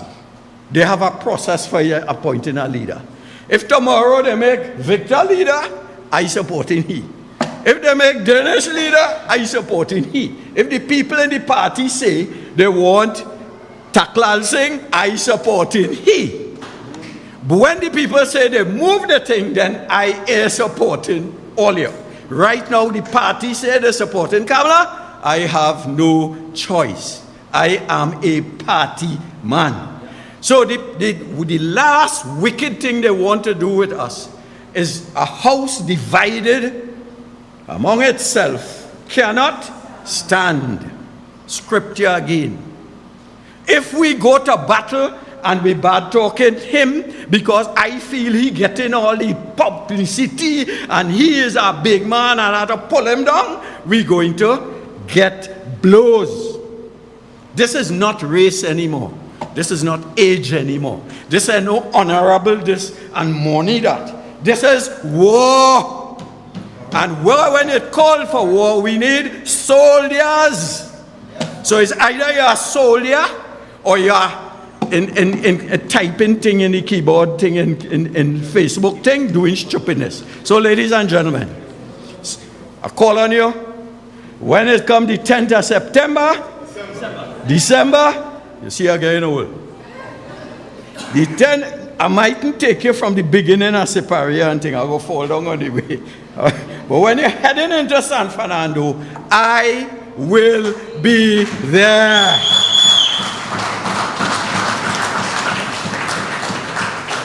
Good night, ladies and gentlemen. You come from a royal blood. Fyzabad people do not put up with BS.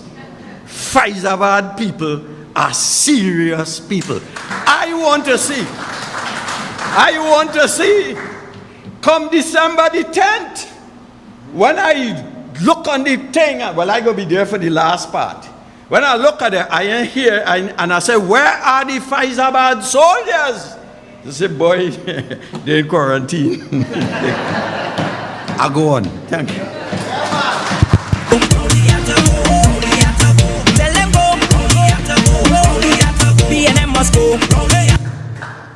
So, ladies and gentlemen, the second sitting of every month is, we have a day called Prime Minister's Day, right? Prime Minister's Question Time, PMQ. And that is the day that the Prime Minister of this country, Keith Rowley, he gets sick sometimes. But I'm sure that is the day that he don't like to come to Parliament. And you could see the reason why. Because this man, Rodney Charles, gives them a hard time. And you can also see the reason why he has the record in the Parliament for being asked to take a walk the most number of times. So let's give it up for Rodney Charles. My brothers and sisters, it is my great honor and privilege to introduce our next speaker, again, a colleague of mine in the Parliament, MP Dinesh Rambali. Dinesh is a true son of the soil, having been raised within the constituency of Chaguanas West, where he has contributed significantly to the social, economic, and cultural development of the community.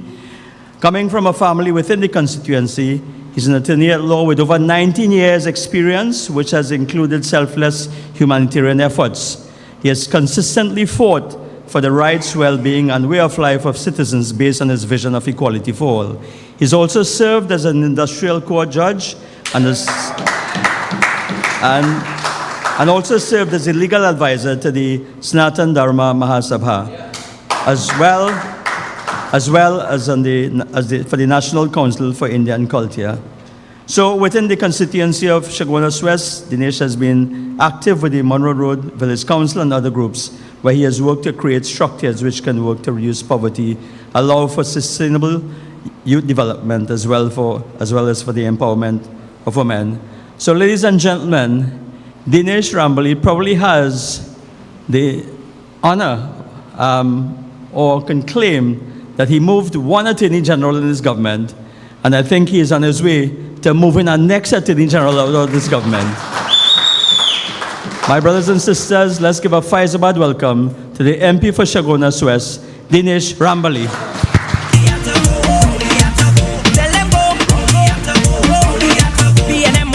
go.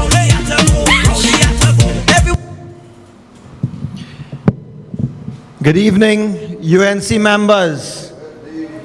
Good evening to UNC family, all of those who are tuned in on the live stream.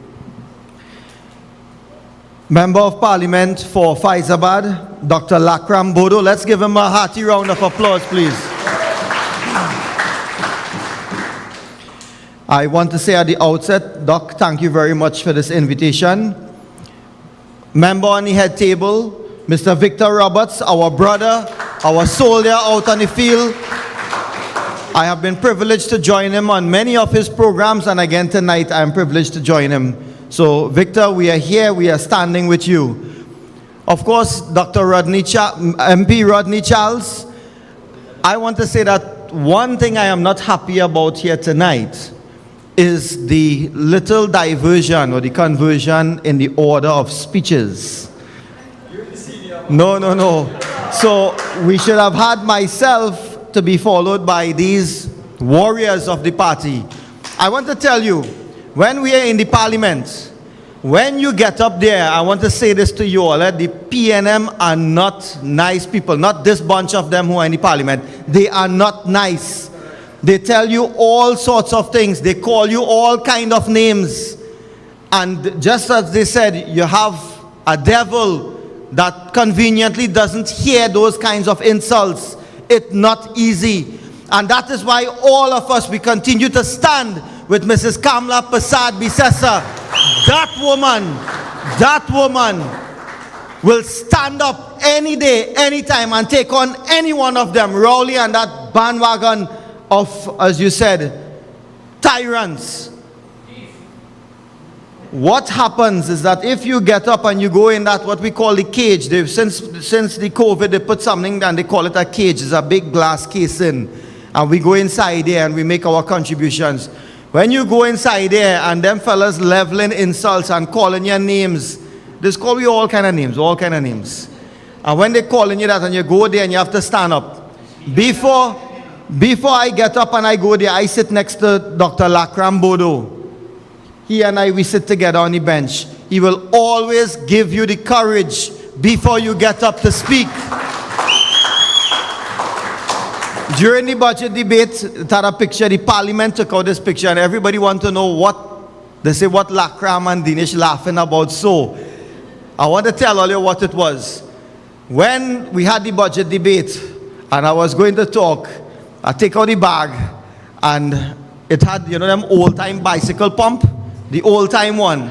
So I was going to wave up that and show I had it for Keith Scotland when he riding that bike down to that thing. But the speaker did not give permission, so we couldn't take it out and show it, right?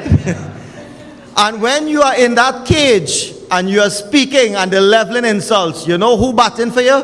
When I watch on the right-hand side now, so I now leave Dr. Lakram on one side, where I'm sitting next to him, and when I'm on the cage and I'm watching on the right-hand side, is this man, Rodney Charles, who will be defending you to the hilt. So as a younger parliamentarian, when you are there, these men, they are always supporting us. So when you all see us come out to here, you want to know why Rambley leaves Shogunas West to come down here, or why any one of us come down here. It is because in the parliament, this is the kind of family, the kind of camaraderie, the kind of support. This is what you get. And when we leave and we are outside, on the outside of the parliament, and you want support, this is where you find men like Victor Roberts now, who outside on the field, whether it's raining, whether it's sun hot, whether the road cave away, whether it's landslip, whether a storm coming, you name it, is men like Victor Roberts who we stand and we look up to because they are always there supporting us. So that is why we are here tonight in this meeting to support Fyzabad, to support constituents of Fyzabad, to support Dr. Lakram Bodo, to support the UNC. But most of all, this meeting tonight is to support the people of Trinidad and Tobago. That having been said, I do not wish to forego any formalities. Chairman and councillors, all who are here tonight, of course, special welcome to them. I want to say that, we have heard a lot from my brother Kyle Taklal Singh. And when I spoke about in the parliament, I'm talking about outside of the parliament with Victor Roberts, when I sit down in my law office, I have Kyle Taklal sitting next to me. And when all you see I behaving bad is because this man put me up to it. When you see I getting on bad and they say, wow, Rambly getting on bad inside here, boy, it's because Kyle called me on the phone and he tell me something and I had to go and do it. Right? But the point is, Kyle is the man. So when I sit down in my law office and I have to resort to get some strength, is Kyle is the man. So I want to give him a hearty round of applause. One of the most brilliant, one of the younger but most brilliant lawyers I have come across in Trinidad and Tobago, and it's just a matter of time before you see one of the youngest senior counsel conferred on this man. But let's get down to business now. I want to tell you all, if you all think that we're making up stories here, you know this program is fact or fiction, and Dr. Bodo did a very good job in telling you the facts. When it comes to performance, you saw all the performance under the UNC.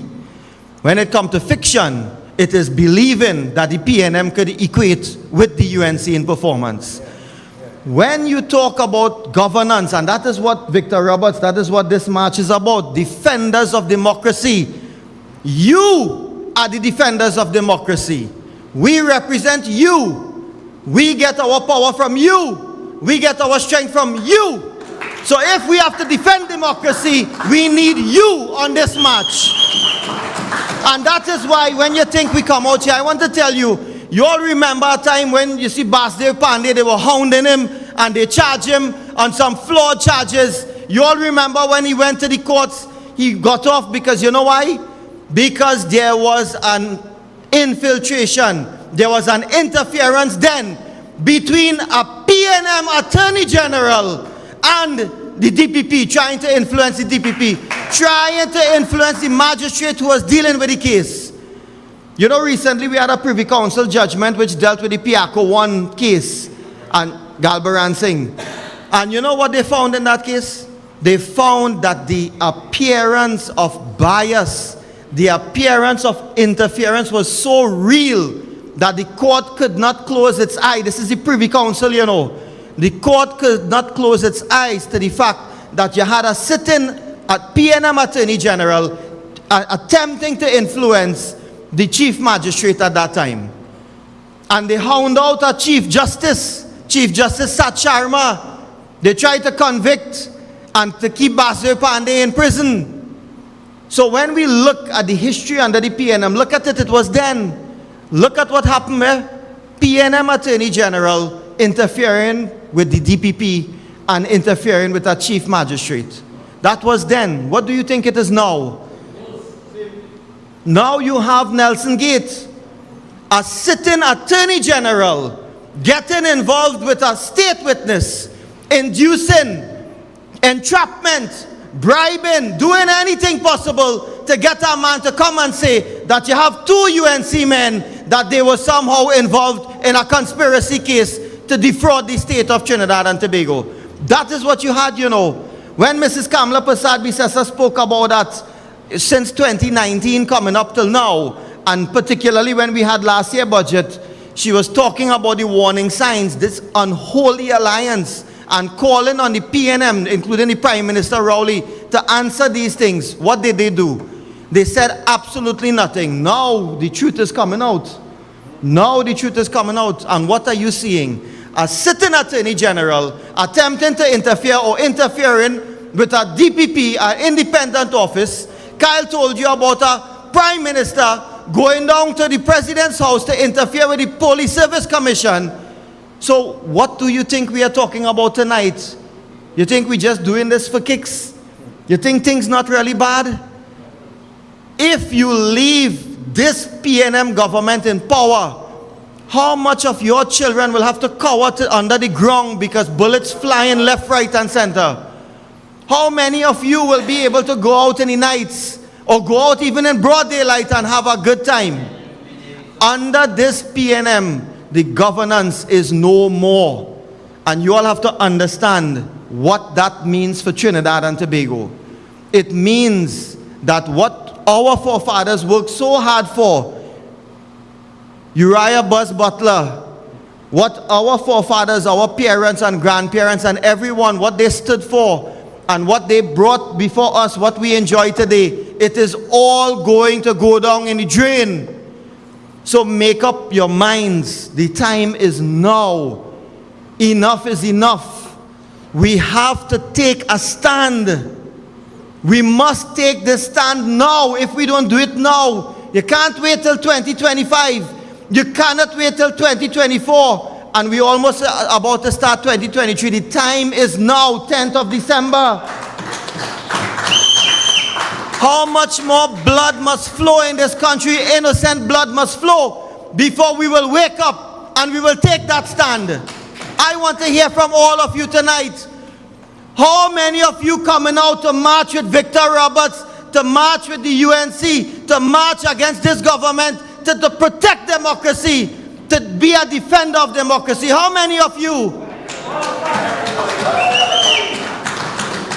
Well, I'm hearing everybody here tonight.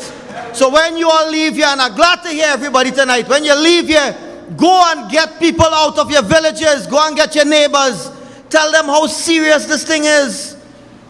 Tell them how serious this is.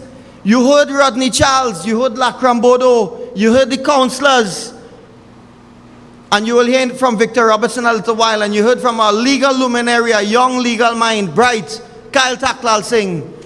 Ladies and gentlemen, I want to tell you all, I am not trying to incite you all, you know. I am not here to do that. I am simply telling you all the truth. When you have crime spiraling out of control, and the US telling their citizens not to come to Trinidad, what do you think they're saying? They're saying Trinidad citizens not good enough? No, they owe a duty to their citizens. They're not going to tell their citizens a lie. It's okay to go to Trinidad. But what is the government's response to that? The government's response is what Rodney Charles said, to go down by the High Commission. Well, the US High Commission is not here. The Charge d'Affaires. And they go there. So what they really going there to do? To try and say to you, hey, things not really so bad, you know, look, we're meeting with the US. So that is their answer. Something happened, put on some makeup and pretend they don't exist. When school violence, children stabbing other children, when school violence out of control, you know what is the answer? The answer is to say no, children not supposed to be using the phones in the classroom. And they put out a circular telling the children who using phones to video these things, if they don't video it, how you will know? How will you know? Your child could be abused. Big people, when they know about a crime, they're afraid to go because the witness protection program don't work for them. They're afraid to go and report it, and you expect children to stand up on their own? The children's tool is that technology. If they see our next child beating up our next child, by all means encourage them. Take out your phone and you film it. Because if you don't do that, we will not know. So when that happened, imagine I have two children, you know. My son is 8 years old and my daughter is 13 years old. One in secondary school, one in primary school. And I would shudder to think that when them going to school, something like that happening to them, and that news not going to reach me. That news will not reach me. And these children innocently going through hell. And what is the government's answer for that? Not to deal with the problem, you know, but to tell the next child who brave enough to take the video so that people will know, look, things not so good here, to tell them committing a crime. You see the hypocrisy in this thing? You see what Rodney Charles called dotishness? So I want you all to understand this is a serious thing. And when we're talking about crime, how many daughters have gone missing and we have not found them yet? How many women, and don't understand something, it's not the women alone who coming from Venezuela, you know. It's not them alone who getting kidnapped, you know. It's our people. It is Trinidadians who are being kidnapped and they are missing. Andrea Barrett wasn't a Venezuelan migrant, you know. You all remember that? So it is us, it is our children, it is our brothers, it is our sisters, it is our mothers. So we have to take that stance for them. If we don't take that stance now, what is going to happen to our people? And the last thing I want to tell you all, imagine I have been listening, not to the entire footage, but between yesterday and today, I have heard some of the most harrowing events. I mean, we knew things were not right when you had those divers who were shot. They were shot there, shot tight, they sealed tight to death. Budram managed to survive. And when I was listening to his testimony today, that man didn't have a handkerchief like me, to wipe tears, No, he didn't have a wash rag. He had a towel. And that towel was not enough. What does that tell you? A big man crying on a stand in front of the whole country and in front of the world. What does that tell you? That man, if you think that you have, and that, let me tell you something, Paria heritage is the pride, it is the prize jewel of this Rowley-led PNM government. They boast about Paria, They can't boast about Paria. But what did Paria and what did Heritage do? What did they do? I don't want to say anything here for anybody to go out there and say, well, Rambly compromising the findings of the commissioner. Commissioner here really had to take on what Rambly say. But I think you all should listen to what we have to say. Because this party, UNC, has been commenting about that tragedy from day one and calling for accountability, calling for this very said commission of inquiry. And now that we have it, Mrs. Kamla Prasad-Bissessa fought tooth and nail to get this commission of inquiry. And now that we have it, do you all hear the kind of treatment our brothers and sisters met when they went down to dive there? Listen, I don't want to take up too much more time. I am begging, I am pleading with all of you, like all of the speakers who spoke here tonight. I am in the same category like them. When I drive out the road, there's one set of pothole. I don't know if to turn left or if to turn right. If to kick in reverse and go back in my garage. I don't know. I don't know what to do. When you go and you meet people who flooded out, my constituency, Doc, is the same thing. We have a lot of flooding that takes place there in Chaguanas West. I don't know what to tell these people anymore. You propose something to the Ministry of Local Government, you propose something to Ministry of Works and Transport, and they tell you everything you want to hear. But they will not implement one measure, not one, to help the people of Trinidad and Tobago. The time is now. So I want to know, I want to hear you all renew your commitment. Victor, on the 10th of December, all these people here, all of them have said that they're coming out in the march. I want you all to give yourself a round of applause tonight. And I hope the hundreds of people who are outside this hall, that they as well, all of them in the village and nearby, everybody who gathered, all who in the homes, who listening, following the stream, please, I am begging you, the time is now. If you don't do this now, we will all, I'm not singularizing anybody, singling out any one family. We as a people, we will all fall down and we will suffer. So I want to thank, in conclusion, I want to thank Dr. Lakram Bodo. As I said, these men, I have a tremendous amount of respect for Dr. Bodo, for MP Rodney Charles, for you have our political leader, Mrs. Kamla Prasad-Bissessa, and I want to leave you all with one thing. I want to join Rodney Charles in this. When he says, people calling for Mrs. Prasad-Bissessa and we can't win an election with her and whatever, I want to tell you all something. When everybody's sleeping in the night, and I cannot tire, I don't grow tired of telling this story.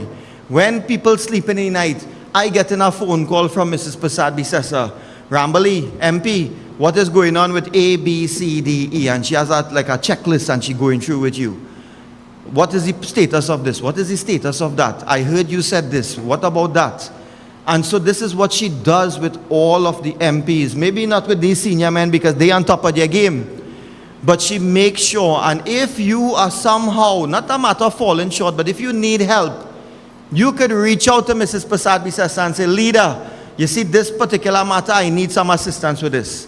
And you could bet your last dollar that that assistance will come faster than you think. This is a woman who has shown that she cares. This is a woman who have a track record. What track record does Dr. Keith Christopher Rowley have? He has absolutely no track record. None. You imagine they boasting, talking about the hospital, imagine, and this will be my last thought.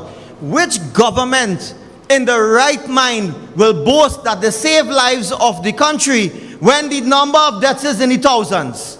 You tell me.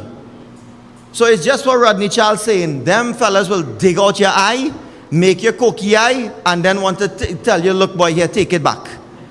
That's what they will do. So I have said more than enough. I give my commitment to Victor Roberts. I give my commitment to Dr. Lakram Bodo. I give my commitment to Rodney Charles, Kyle Taklal Singh, and to all of you here. I give my commitment to the United National Congress that I am UNC and I am proud, and I am saying to all of you, let us come out together, get your people, and let us come out and support Victor Roberts. Thank you very much.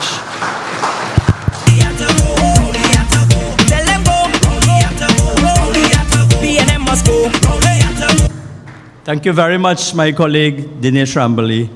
And you know, it's just been a short 2.5, not even 2.5 years since Dinesh has been in the Parliament of Trinidad and Tobago. And when he started off, he was a quiet fella, you know.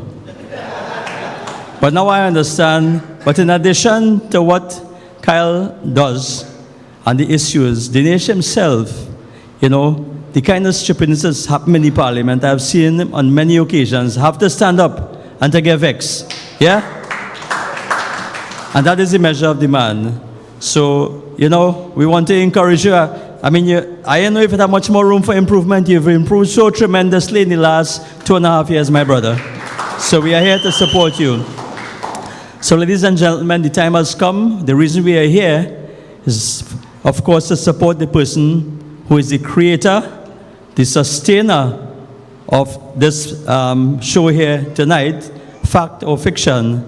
And of course, we are hoping that he will also be the destroyer of all the evil that is pervading this country from one side. But I want to call upon Chandra Ramadas Singh to introduce Victor Roberts.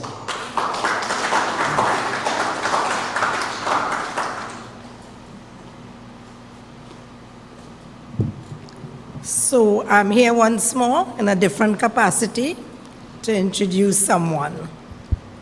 I just want to tell you the entrance to Mr. Victor Roberts coming into UNC. A day at my office, I got a phone call. And the phone call went like this. Good afternoon, boss lady. I said, okay, good afternoon. He said, this is Victor Roberts. I said, okay. He said, when can I get an appointment to meet with you? I said, anytime you want. You call me and we'll fix a date. He said, okay. So I said, mostly on a Saturday, I will have a lot of time. So he called and we made an appointment for him to come see me at the office. At my office, those days I was counselor. Yes, so Mr. Victor Roberts came, and he came in my office and he said, boss lady, I would like to be a member of the United National Congress. Can you make that happen? I said, sure. I said, but I'm waiting to hear what is the but. Usually people come with a but. But I would like a work for my daughter, or a work for my son, or a contract for myself, and I will join with you all. I said, what do you want? He said, nothing. I looked at him and I said, nothing? He said, nothing. So I said, okay, well then there is not a problem. We welcome everybody into United National Congress. He said, how do I get to be a member of the United National Congress? I just put my hand on the shelf and I say, I have envelopes here with forms. Do you want one? He said, I don't want one. I want many, because I am going to work with you in the Loughborough constituency to bring this relief to the people of the United National Congress. I was the chairman. I've been the chairman. I was the chairman for 21 years in the Loughborough constituency. I said, if that is your wish, it is also my wish, because I want some help in Loughborough. I'm alone. He said, welcome on board. I said, in 2 weeks' time, we have a Congress, will you be attending? He said, yes, but I want 24 jerseys and about 24 flags. Can I get that? I said, not today, but I'll have it delivered to you. And make sure you use those jerseys well, because a lot of times people come and take the jerseys and you don't see them again. I said, I'll look out for you. On that day that we had the Congress, Victor Roberts was there very, very early with his team of 24, I think it was 2 small maxis. Phil, and as I walked in, I saw Victor with his team of people from the Palo Seco end. I would take the people from the Rosalac end. And that was his entrance into the UNC. He asked for nothing, and he said, on no uncertain terms, he's coming to work with the people of Ludbury. I didn't expect him to be all over right now. So recently, myself and Councillor Derek and Javits were sitting with him, and we had a conversation. And that conversation that we had, Mr. Roberts said a few words. And he said, look at my hands. I am a farmer. I plant pumpkin and I plant plantain. He said, and when I reap and I divide my money. I sit on the table with my wife and my children. I put aside my investment. I put aside my utility bills. And I put aside 10% of my earnings for hampers. Hampers. And that is something I will never forget, Mr. Vic. That is the humble person that we have in Victor Roberts. Those of you who know him, Mr. Rambley, you will know the kind of person who has offered himself to us. And you will see the work that he is doing, as you would see. Today, he is the coordinator of the Ludbury constituency. And just recently, we had an internal election where he was elected as the chairman of the Ludbury constituency. And Mr. Victor Roberts is here, there, and everywhere, as you all will know. Today, I take great pleasure as the vice chairman who is working under Mr. Victor Roberts now as his helper in the Ludbury constituency. I take pleasure to bring to the microphone the Honorable Mr. Victor Roberts, the one and only.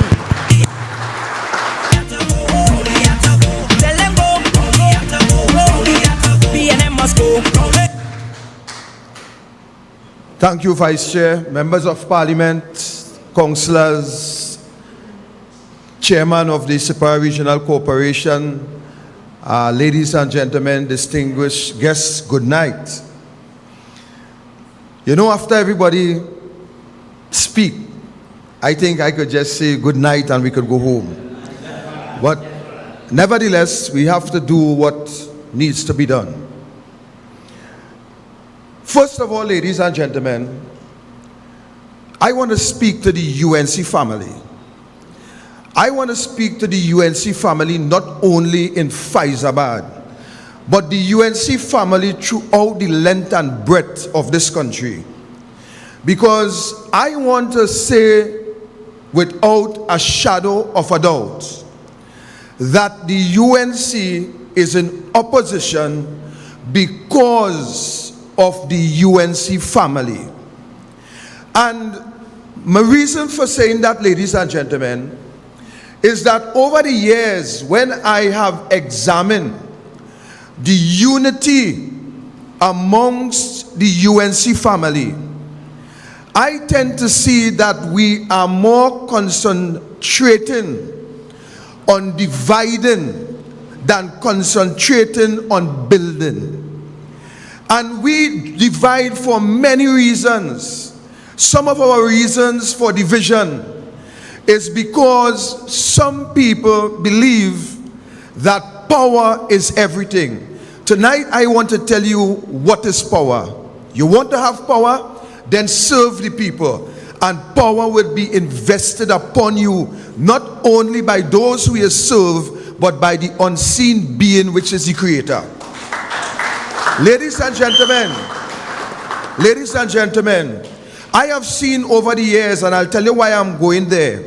I have seen over the years the sacrifice that Basdev Pandey and Kamla Prasad Bisesa made when they form coalition government.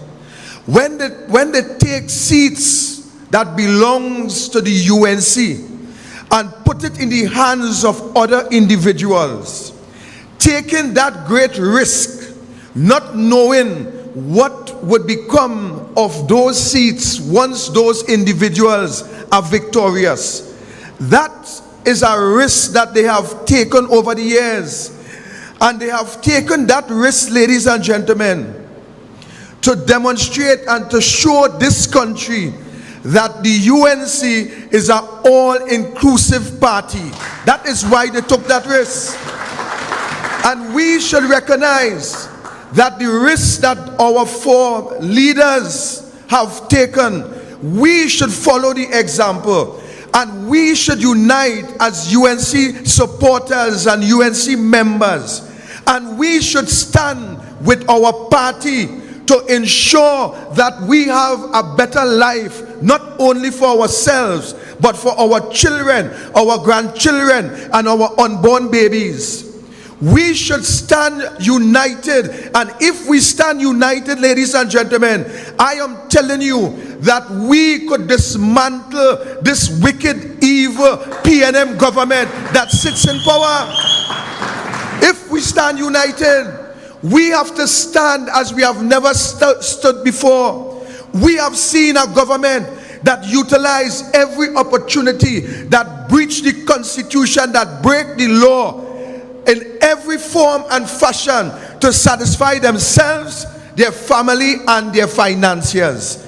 We have lost a whole oil company because a government saw it fit to shut it down to protect their financier and even high-ranking PNM government officials who were involved in that fake oil scandal. We have seen this government breach the Constitution to remove Gary Griffith simply because Gary Griffith had decided that he would not go after political opponents of the government unjustly.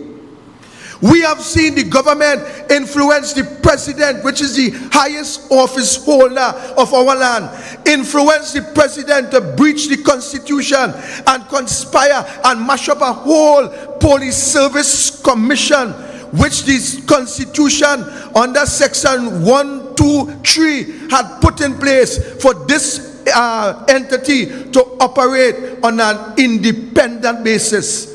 We have seen the government contaminate every independent institution. The Law Association, sadly enough, my brothers, belongs to that association that I believe have no integrity. But thank God that there is some young attorneys who stood up and stood out and stood in the defense of democracy and not support Reginald Amor, an attorney general who went in another jurisdiction and lied blatantly. We have seen the government infiltrate the police service that they have since appointed a PNM acting commissioner of police who is now taking directive from the PNM and not holding the independency within the institution of the TTPS. We have seen the independent bench that was appointed by the president, who ought to be at the checks and balance in our democracy to ensure that the government govern according to law. We have seen that they too have compromised themselves and will vote with anything that the government decide in this country, whether it is in your interest or not. They would support because of political stability from their standpoint and because of the benefits that they will receive from government. We have examined independent senators on many state boards. We have seen government officials who continue to benefit from the wealth of this country, while you cannot buy books and school uniform and send your children to school and provide a proper meal. We have seen, ladies and gentlemen, today in our society that every infrastructure continue to fall apart. We have seen the violence in schools. We have seen the murder rate, the violent crimes that have been perpetrated against our citizens and against our family and against our friend. Today I heard a while ago, Dinesh Rambali MP spoke of the tears that man shared in the Commission of Inquiry. And I want to say to you tonight, I want to tell you, the people of Fyzabad, if you have not yet prepared to stand up against this government, you will have many tears to share in the near future. This government doesn't care about you. This government doesn't care about your children. This government does not care about your grandchildren. And when a government doesn't care about your children, your grandchildren, and you, then you have to stand up and stand in the gap and care about yourself, care about your children, care about your grandchildren, and care about the democracy of this country. That is what you have to do, because without democracy, ladies and gentlemen, in a country, we are preparing the road for a dictator. The injection has already been administered to you. But you know what? You, the people, continue to grow accustomed and to adapt to what is happening in this country. So when there were 2 murders, you were like, what? When there is 4, you get accustomed to 2. When there is 6, you adjust to 4. And when there is 10, you will address to 9. We have to stand up and tell the government that enough is enough. And we are not prepared to see the blood of our children, our grandchildren flow in the drains of this country. A matter of fact, we have more blood flowing on the road than water flowing in the drains. Much more. But what would we do? Would we just sit idly by and say, what we could do? Well, let me tell you what you could do. Section 4 of the Constitution give you the authority to express. You have freedom of speech in this country. You have the right to express in this country. You have the right, you have a voice. You have the right to stand up and speak out against the ills of society. We have to go strong. Fyzabad people, MP Rodney Charles spoke of the strength of Butler throughout the days of the 70s. We know what happened, and we know why Charlie King Junction is named after Charlie King. We know the struggle that they fought so that you and I could have a job in the bank and we could have a business. At that time, it was impossible for you to get a work in those institutions. But because men like Butler and others stood up and stood out and stayed the course despite the sweat, the blood, and the pain, today we can reap the benefit. My question to you tonight, would you throw away that and allow your children to come back in the position that your forefathers were in back in 1970? I am saying no, we must stand up and ensure that our children get and have the right in this country. We must stand. We cannot allow our children to stand for us. We must stand for them. The reason why we are parents is because we are protectors of our children. We want the best for our children. We want our children to get a good education. We want the young people in this audience tonight to have job opportunities. We want to be able to allow people to sustain themselves. But under Keith Christopher Rowley, ladies and gentlemen, young people, you have no hope. Parents, you will continue to lose your children daily under this government.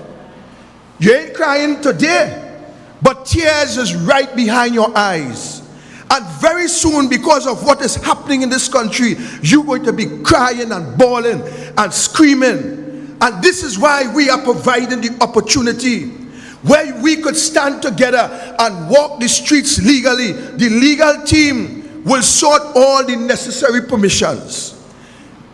And we would be able to walk the streets and tell this government that we are not prepared to live under those conditions. We must walk the street and show our strength and show our power in this country. And I am saying to you, as I am prepared to steer the course come what may, my question is, are you prepared to steer the course? That is my question. Just as Councillor Jason said, he was a victim to crime. He went to walk and a gun was placed on his head. I am a victim to crime. I was shot during a motorcade. On the back of a van, I was shot by some government soldiers. Simply because the PNM asked me to withdraw from an election and I refused. So don't feel I ain't prepared to steer the course. I'm not hearing that from a friend, Brother Rodney Charles. I am prepared to stand the consequences. You know why? Because this is not about Victor Roberts, it's not about me. This is about my children. 3 of them is in the back on the last row. This is about my children, and this will be about my grandchildren, which I may get whenever the time is reached. But I'll better married first. This is what it is about. This is what the fight is about. The fight is to protect the future. The fight is to protect lives and livelihood. And I am calling on you, Fyzabad, and I'm calling on you, Trinidad and Tobago. Let us stand up for what is right in this country. We're not asking you to stand for what is wrong. We're asking you to stand up, to stand out, to take the mantle. You know, I often say take the bull. Long time my father used to say, boy, put the rope on the head of the bull around the horn and you will control him. But we had a bull, you know, we had to control that bull, Dinesh. You had to put the ring in the nose. It's only by the nose we could control that bull. And this bull that we are leading the country right now, to control that bull is not to put the ring in the nose, you know. To control that bull is for us to stand up and say, Rowley, you must go and go now. That is what it is about. You cannot afford, my people, as I wrapped up, you cannot afford to take the chance to watch your children. I know some of you mothers who sitting in the audience here tonight, something that I, Kyle and Dinesh and MP Charles and Derek, I'll even out Dr. Lakrambudu and I'll tell you why.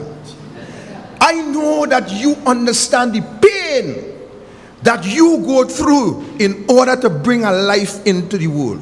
Dr. Budu will understand to somewhat because he delivered them.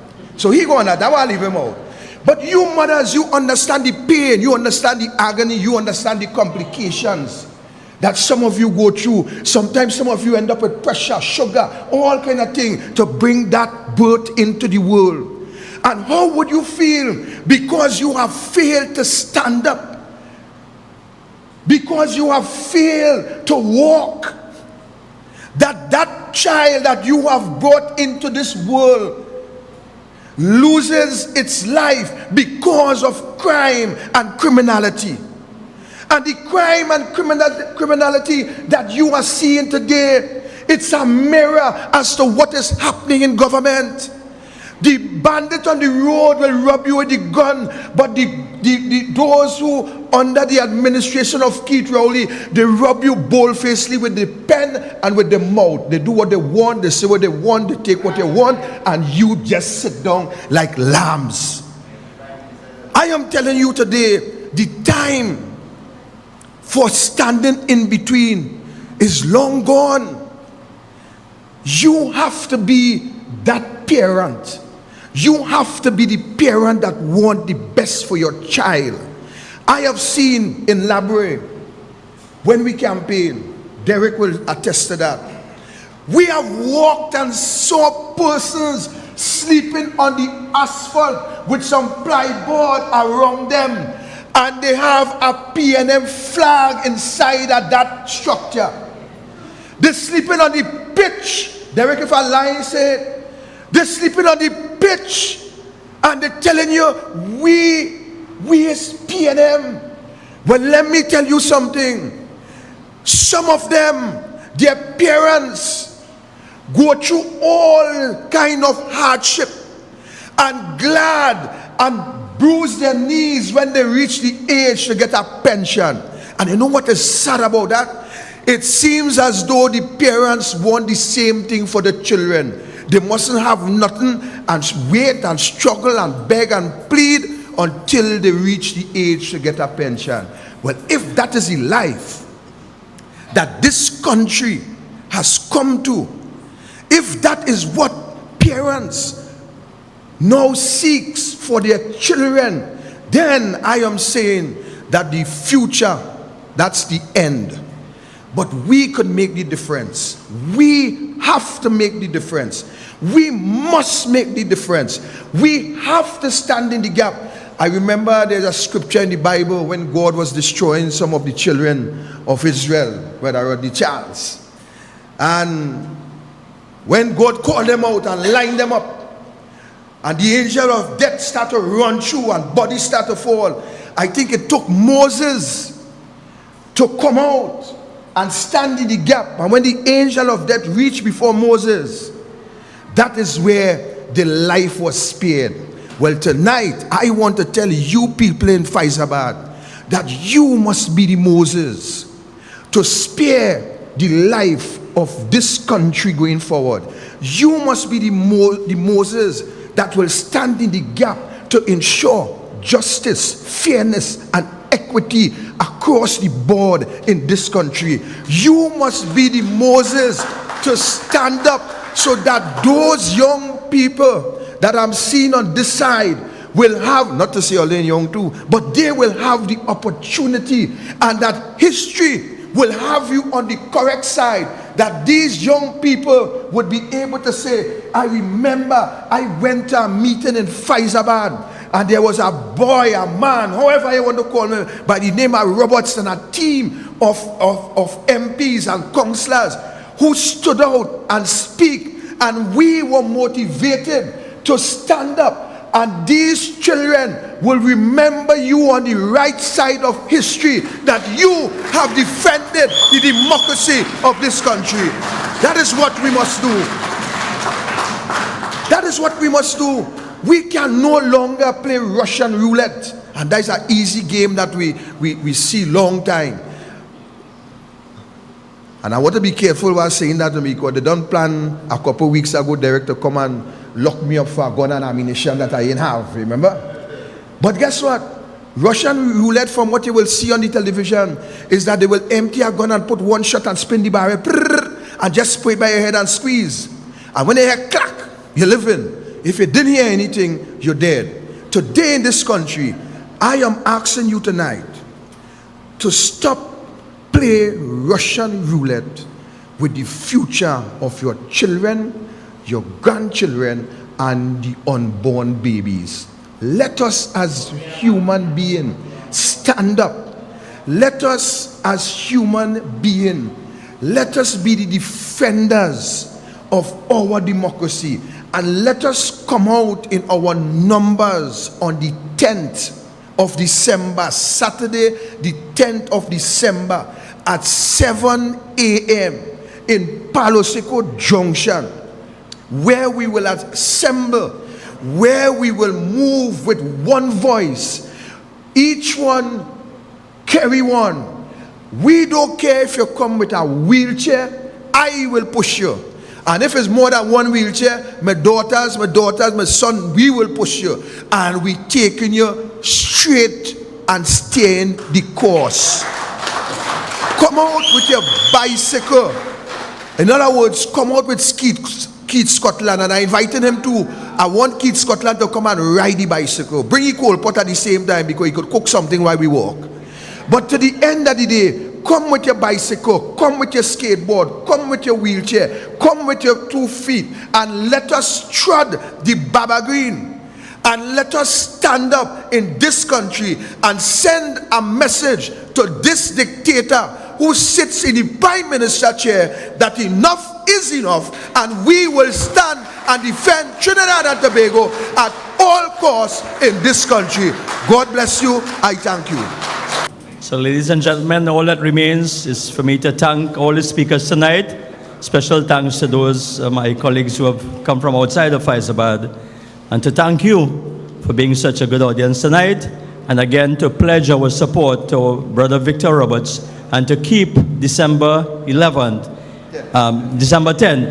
firmly in our minds. So may God continue to bless all of us. Please reach home safely, stay safe, and we see you again soon. Thank you very much.